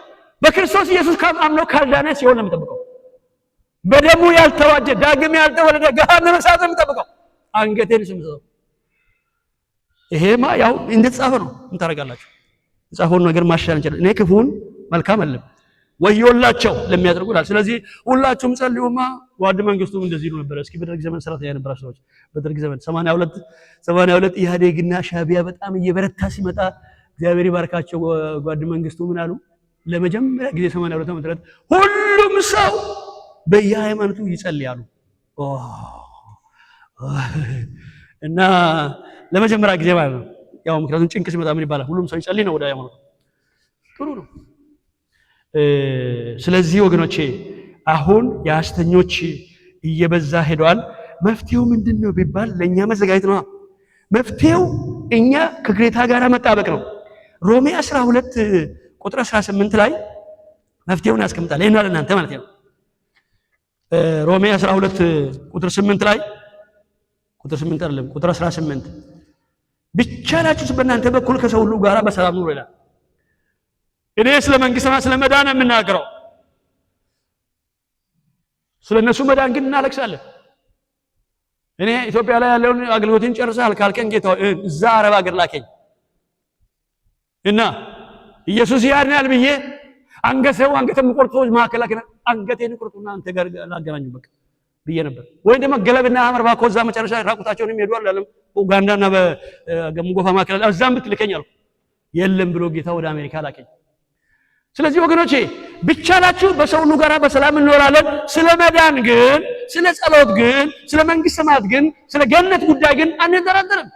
ካልዳንክ የፈለገ ሃይማኖት ማለት ብትሆን በኢየሱስ ደም ካልተዋጀ መንግስት ሰማያት አይገባም። እኔ አሁን በቀደም ስንት ሺህ ሰው አለም ስንት ያለም መሪዎች ማለት ተገኘው አለ በቀብሩ ላይ የዛሬ 13 ዓመት እኮ ጆን ፖል ሶስተኛ ሲሞት እኮ 6 ሚሊዮን ሰው ነው ተገኘው። ቅዱስ ቁርባን ሰጥተዋል በቀበራቸው ላይ ቫቲካን ላይ። ምን አይነት ድፍረት ነው ይሄ? በሰው ሬሳ ላይ ቅዱስ ቁርባን ይሰጣሉ? እሺ እዛ ለምን ወደ ውጭ እንሄዳለን? አገራችን ስንት ጉድ አለ እንደ የፈጣው። አንደኛ ጢሞቴዎስ 5:22 ላይ ከሰው ጋር በሰላም መኖር አለብን። ሰላም ኢየሱስ ብቻ ነው። ሁሉም ወደ ኢየሱስ ከመጣ ሰላም ይሆናል። በጣም ደስ የሚለው ግን በኋላ እንመጣበታለሁ፣ እግዚአብሔር ሙስሊም ወንድሞቻችን እያዳናቸው ነው ያለው። መሰክርላቸዋለሁ፣ በኋላ መሰክርላቸዋለሁ። አንደኛ ጢሞቴዎስ ምዕራፍ 5:22 ላይ እንዲህ የሚል ቃል አለ። በማንም ላይ ፈጥነህ እጆችን አትጫን፣ በሌሎችም ኃጢአት አትተባበር፣ ራስህን በንጽህና ጠብቅ ተብለሃል። በቃ ስለዚህ የሐሰት መብዛት እንግዲህ መጨረሻው ምንድነው? ጥፋት ነው። ይሄ ሲሆን ጌታ ሊመጣ በደጅ ነው ማለት ነው። እሱ ብቻም አይደለም ወገኖቼ፣ የሐሰት ትምህርት በነገራችን ላይ ሐሰት በነዴማስ በነ ይሁዳ ተጀመረ፣ ከዛ ዴማስ ቀጠለ፣ ከዛ ሄሜዎስና እስክንድሮስ ቀጠሉ። አንደኛ ጢሞቴዎስ ምዕራፍ 1 ቁጥር 20 ላይ እና የሐሰት ትምህርት ማለታችን በሐሰት ልምምድ በእግዚአብሔር ቃል የማይኖር ከሆነ እሱም ሐሰት ነው። አታውቁ? ይሄው ነው እኮ የግድ የሰራዊት ጌታ እግዚአብሔር እንደዚህ ያለ ይሄ ውሸተኛ ነብይ ነው ማለት እኮ የለብንም። እንዲም ሲባል እኔ ጴንጤ ነኝ በነገራችን ላይ ተሞሉ ልሳን ተናገሩ የሚቀሰቅስ ሰው ነኝ። እንጸልይላችኋለሁ ደግሞ እግዚአብሔር መንፈስ ቅዱስ እንዲሞላችሁ እሳቱ እንዲነካችሁ። ቅድም ወንድማችን ሲያጸልይ ነበር፣ እሳቱ ይውጣልን፣ ሰው ሁሉ ልሳን እንዲናገር ትንቢት እንዲናገር ይመኛለሁ። ግን የውሸት ትንቢት ነው፣ የሐሰት ትንቢት ነው የሚቃወመው። ትንቢቱን ብቻም አለም ሰዎች ከእውነት እየተንሸራቱ የሚሄዱበት ብዙ መንገዶች አሉ። አያችሁ፣ የእግዚአብሔርን ኃይል መካድ የሚክዱ አሉ። ዛሬ መንፈስ ቅዱስ እንደማይሰራ አድርገው የሚክዱ አሉ። በጌታ ቤት ኖሮ የጸጋ ስጦታ ችል የሚሉ ሰዎች አሉ። ክርስቶስን የካዱ ምጽአቱን የሚክዱ ንጥቀት የለም የሚሉ ዝም ብላችሁ ነው እናንተ ውሃ ቀጥል የምትሉት የሚሉ ሞራል እየካዱ ብዙ የሚሄዱ እንዳሉ ያው መጽሐፍ ቅዱሳችን ይናገራል። እሺ ይሄ አራተኛው ነው። አምስተኛውን አይተን እናበቃለን። ጌታ ሊመጣ በደጅ ነው ያለ። እስኪ አንድ ጊዜ እንቁም። በደመና ይመለሳል፣ በሚያስደንቅ ክብር ይገለጣል፣ ልጆቹ ፍለጋ ይመጣል። በደመና በሉ እስኪ ይመለሳል፣ በሚያስደንቅ ክብር ይገለጣል፣ ልጆቹን ፍለጋ ይመጣል። በደመና ይመለሳል፣ በሚያስደንቅ ክብር ይገለጣል፣ ልጆቹን ፍለጋ ይመጣል። ሃሌሉያ። ተመካረጀ መዝሙር ዱመሰራን እንደቢያ ኡልፌነ ጎዳናንን ሞለታ ኢጆሌሳስ በርባደቸው ሉፋ። ሃሌሉያ። በትግርኛም ጦርኩመን እየዘመር ነው ይሄንን። እስኪ አንድ ጊዜ በደመና ይመለሳል ብለን ዘምራለን። በደመና ይመለሳል፣ በሚያስደንቅ ክብር ይገለጣል፣ ልጆቹን ፍለጋ ይመጣል። በደመና ይመለሳል፣ በሚያስደንቅ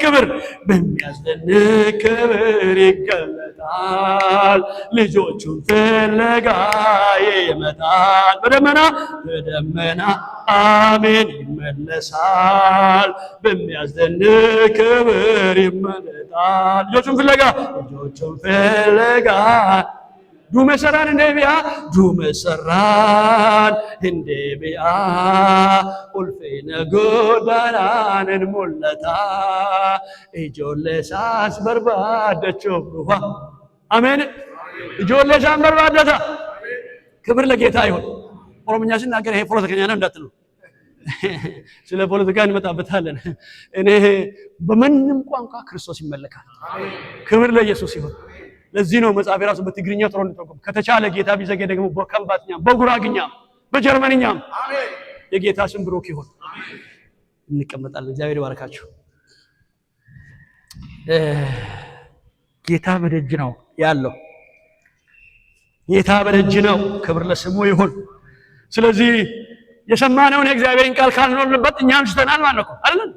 እኛም ዞር ነው ያምልኮ መልክ አላቸው ኃይሉን ግን ክደዋል አለ ሁለተኛ ጢሞቴዎስ ላይ ያምልኮ መልክ አላቸው ስምህ ጴንጤ ነው ግን መንፈስ ቅዱስ ሙላት አይጠይቅም ስሙ አማኝ ነው ግን ደግሞ አይቀደስም ስሙ ኢቫንጀሊካል ነው ግን ደግሞ አይታዘዝም አይሰበሰብም ባይብል ስተዲ አይመጣም ጸሎት ላይ አይገኝም ስሙ ጴንጤ ነው ግን ደግሞ በገንዘቡ ታማኝ አይደለም ምን ታረጋለህ ስለዚህ ማለት ነው የግድ ያስኛ ነብይ መሆን ያስፈልጋል እንዴ የቤተ ክርስቲያን ስልጣን እየካዱ ስልጣናትን የሚክዱ ብሎ ደግሞ ይናገራል እግዚአብሔር ቃል ውጪ መሄድ ራሱ መሳት ማለት ይሄ ነው እንደዚህ ዘመን ሰው ይሳት አለ እንዴ ጌታ ይርዳን ጌታ ሊመጣ በደጅ ነው እኔ አፌን ሞልቼ እናገራለሁ እኔ ሚድል ኢስት ያሉትን ስደት ውስጥ ያሉትን ሀገሮች ሌሎቹማ እንደ ሌሎቹ ጠግበዋል አይፈልጉምና በራሴ ወጪ በራሴ ገንዘብ ትኬት እየቆረጡ ሙስሊም ሀገር ያሉትን ሀገሮችን እጄ በዛ ምድር ላይ አለክሳለሁ እዛ አገለግላቸዋለሁ ብዬ ሲናገር አንድ ፓስተር ታገናኛለህ አልኩት አዎ አለቀሰ እዛ ሄዶ ማገልገል ማለት እኮ አንገቴ እንዲቆረጥ መወሰን ማለት ነው አለ ይቆረጥ አልኩ ይቆረጥ ኢየሱስ ያናል ብዬ አንገቴን ይቆረጥ ካጋጠመ ከፈቀደላቸው ጌታ ማለት ነው እውነት ነው አንገቴን እንደሚቆርጡ አውቃለሁ ለምንድን ነው ይሄንን ወስነው ታውቃላችሁ እኔ የዛሬ 6 ዓመት በ2018 ላይ ዶክትሬቴን ተመረኩኝ ከአስበሪ ሰሚናሪ ማለት ነው ቴዎሎጂ እና ዶክትሬት ዲግሪዬን ይዤ 3 ወር ባልሞላ ጊዜ ውስጥ ሄርት አታክ ያዘኝ የልቤን ሰርጀሪ አደረኩ የልብ ሰርጀሪ አድርጌ ከሆስፒታል ሲወጣ ሰማይ ምድሩ ዞረብኝ ምንድነው ጌታው ያልኩ ለምን አመጣኸኝ እንዴ ምን ያረግ ምን ዶክተር ማለት ምን ያረግልኛል ያው ዶክተር ካልሰራሁበት ላንተ ክብር ካልሰራሁበት ምን ያረግ ለምንስ አስተማርከኝ አልኩ እኔ በነገራችን ላይ ዶክተር ፓስተር አሁን ባለፈው እንትን ሲሄድ አንተን እንግዲህ ዶክተር ፓስተር ሙሉ ዓለም ረዘመብን ምን እንበል ያሉኝ ድሮ ወለጋ ነቀምት እንጂ እኔ አዎ ግድለም ዶክተር መትበል ፓስተር መትበሉ ሙሉዬ ይበል እንደድሮ ሁለቱንም አቀል ያለ አንዱም በጥሪ ነው ያገኘው አንዱ በጥረት የሚገኝ ነው ዶክተሬቱ በጥረት ነው ፓስተርነቴ በጥሪ ነው ክብር ነው ግን ግድለም ስማ አዋጣም ሙሉ ይበል እንደድሮ አልኩ እኔ ግን ምንድነው ጥያቄ ጠይቁት ጌታዬን ልምስክርላችሁና ወደ ኋላ ዞርኩ ዲፕሬሽን ውስጥ ገባው ለምን አስተማርከኝ ጌታ ምን ያረግልኛል አልኩ እና ለአንድ 6 ወር ወደ ኖርማል ቦታዬ መመለስ አቃተኝ ጌታ ሆይ እመራለሁ ፓስተር ነኝ ባለበት ቤተክርስቲያን ጌታ ያሳደገ ነው በአሜሪካ ይድናሉ በእኛ ጌታ ስሙ ክብሩን ይሰጥ ሰዎች ይድናሉ እኔ ግን መጽናናት አቃተኝ ዋይ ስንት በሽታ ስንት ነገር አሳልፌያለሁ 9 ጊዜ የመኪና አደጋ ደርሶብኛል ከበሽታ ከንፈራር ገላማ ነው አሜሪካ እጂ 4 ጊዜ ሰርጀሪ ሆኛለሁ 3 ጊዜ የልብ ሰርጀሪ አሁን አንድ ብልት የለኝም ጎልጎላድር የሚባል ነገር ውስጥ ይወጣዋል ለምንድን ነው ጌታ ሆይ አልኩኝ በቅርብ ሊመጣ ስለሆነ እንድታውጅልኝ ይፈልጋል አለ እንዴት አድርገን ማውጅልሽ ያናት ብላ ይሉኛል እሺ እንደዚህ ቆይ ለምን ጤና ያላከኝ ለምንድን ነው ልብ ድካም ደግሞ የመጣብኝ ስል በቃ እንግዲያውስ ጌታ ሊመጣ ትመጣ ነው አዎ እሺ በየበሬን ዘጋው እውነትም ኮሮና መጣና ድብና አርጎ ቤተክርስቲያን ዘጋው ቤት ዋልኳ መጻፍ ጀመርኩ አሁን በቃ በዚህ ጽሁፍ እንኳን ልድረስ አልኩኝ መጻፉን ጻፍኩት ከዛ የተነሳ ነው ይሄን በቀጥና ሁለት ሙሉ ወንጌል ላይ መስከረ ያለው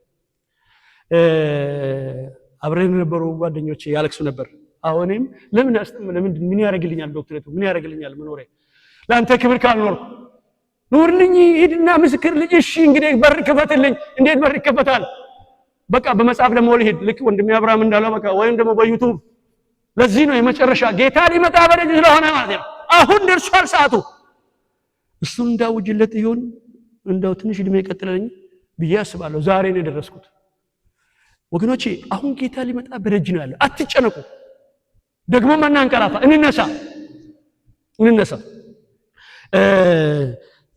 አምስተኛው የጌታ ምጽአት በደጅ እንደሆነ የሚነግረን የበለሷ ማቆጥቆጥ ጉዳይ ነው በለስ ስታቆጠቁጥ በለስ ታቆጥቁጥ ይሄን አይተን እናርፋለን አይዟችሁ እንደደከማችሁ አውቃለሁ በለስ ማቆጥቆጥ ጌታ ኢየሱስ የመምጣቱ ምልክት ነው በለስ ታውቃላችሁ አይደል የበጋ መቃረብ በለስ ማቆጥቆጥ አለ የሚሳየው ይላል ማቴዎስ 4 ላይ አይደል ማቴዎስ ምዕራፍ 4 ቁጥር 32 ላይ እንዲህ ብሎ ይናገራል 24:32 ላይ ምሳሌውን ከበለስ ተማሩ ጫፏ ስለሰለስ ቅጠሏም ሲያቆጠቁጥ ያን ጊዜ በጋ እንደቀረበ ታውቃላችሁ ይላል በጋ ላይ ነው እንደ ዛፍ የሚያቆጠቁጠው እኔ ለመጀመሪያ ጊዜ አሜሪካ ሄጄ ነው እኔነችና እውነትም ይሄ ነገር መጽሐፍ ቅዱስ ያለው እዚህ ነው እናንተም ይሄው ያቆጠቁጣል ግሪን ሆኗል አሁን በጋ ሲመጣ ግን ምዕራቡ ላይ ናት ኢትዮጵያ ግን ትርጉም ይሄ ቃል እንዴት አድርጎ ነው ክረምት ነው እኛ ጋር አረንጓዴ ነገር በጋ ሲመጣ ሁሉ ነገር ይደርቅና ጭራሮ ይሆናል ኢትዮጵያ ላይ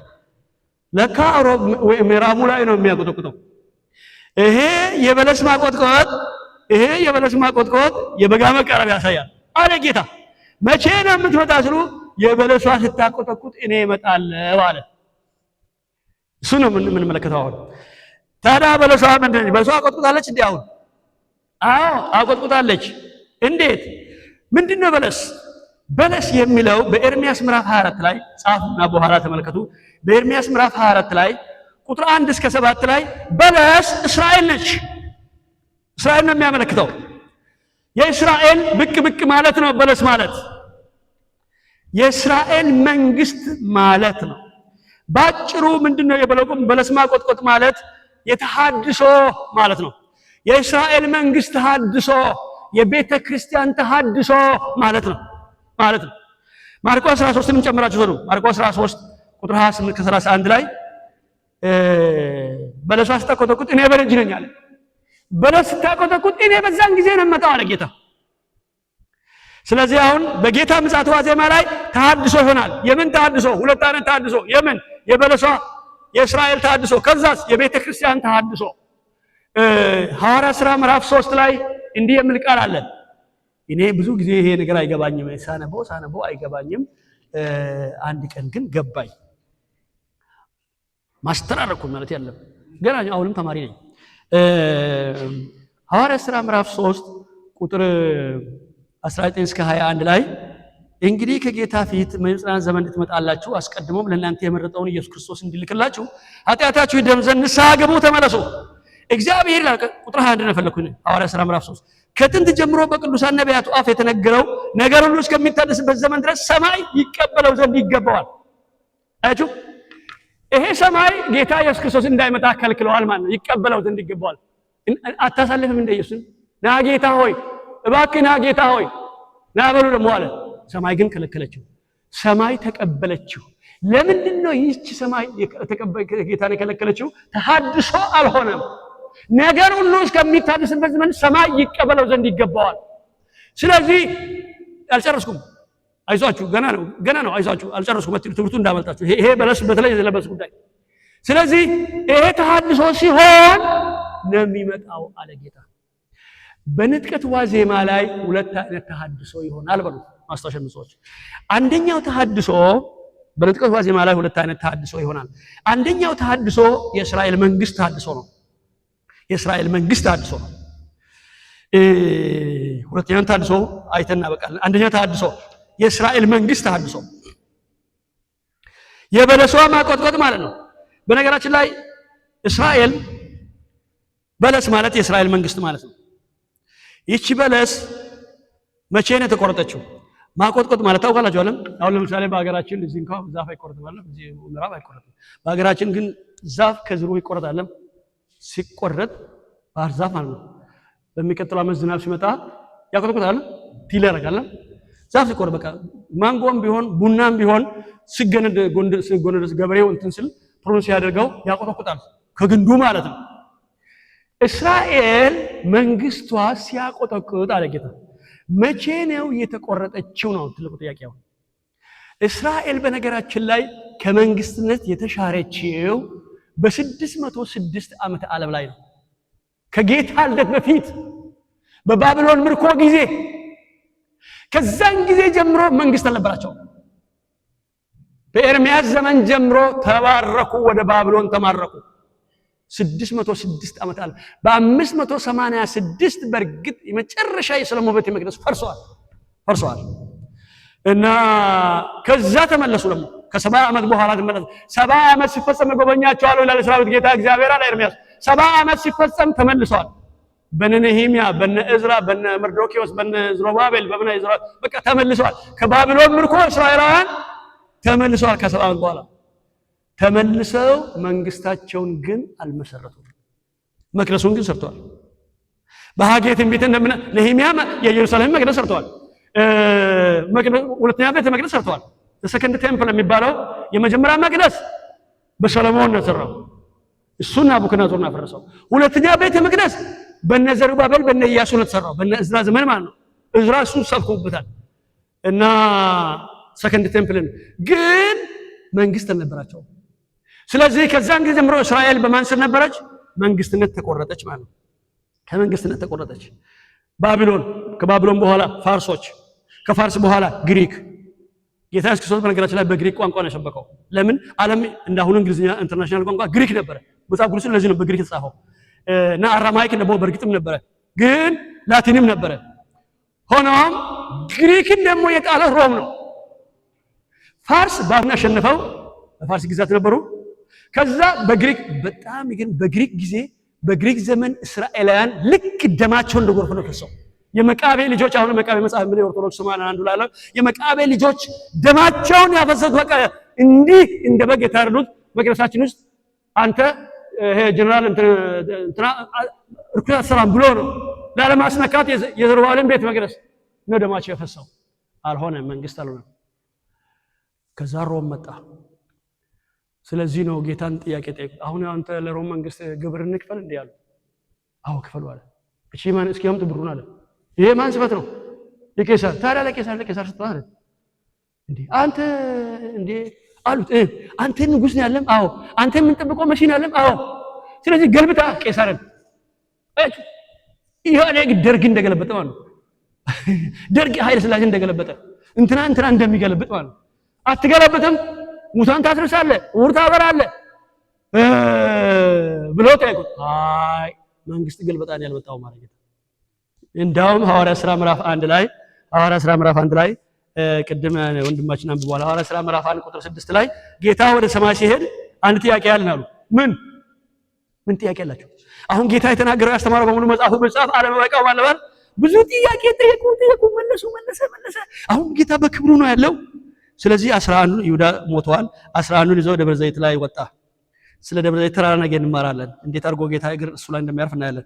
ደብረ ዘይት ላይ መና ወጣና ጌታ እጁን ጭኖ ባርኮ ልክ እንደ ሄሊኮፕተር ከመሬት እንደምነሳ ጌታ ወደ ሰማይ ልነሳ ሲል ጥያቄ አለው። እንዴት ጥያቄያቸው? ሐዋርያ ሥራ ምዕራፍ 1 ቁጥር 6 ላይ ለእስራኤል መንግስታት ትመልስ እንዴት ትሄዳለህ አሉ። መቼ ነው የምትመልሰው ስል በጣም ተቆጣ ጌታ። ተቆጣቸው። ለእናንተ ይህን ማወቅ አልተፈቀደላችሁ ማለት ይሄን የምትጠይቁት አሁን ጌታ በከበረው ማርያምን እንኳን አትንኪኝ ያለ በከበረው ጌታ ወደ ሰማይ ወደ አባቱ ሊመልስ ያለውን ንጉስ የእስራኤል መንግስታት ትመልስም እንዴ? የፖለቲካ ጥያቄ፣ የዘረኝነት ጥያቄ ኦሮሞ ነኝ፣ ትግሬ ነኝ፣ አማራ ነኝ፣ ቀበጠር ሰው ነኝ ያልክ ይሄ ለጌታ ክርስቶስ አይፈልግም። ይሄን ነገር የዘር ቋንቋ ልዩነት ወገኖቼ ቋንቋ ጥሩ ለመግባቢያ ነው ስትል እንጂ ለመከፋፈል አለ ለመገዳደል አለ።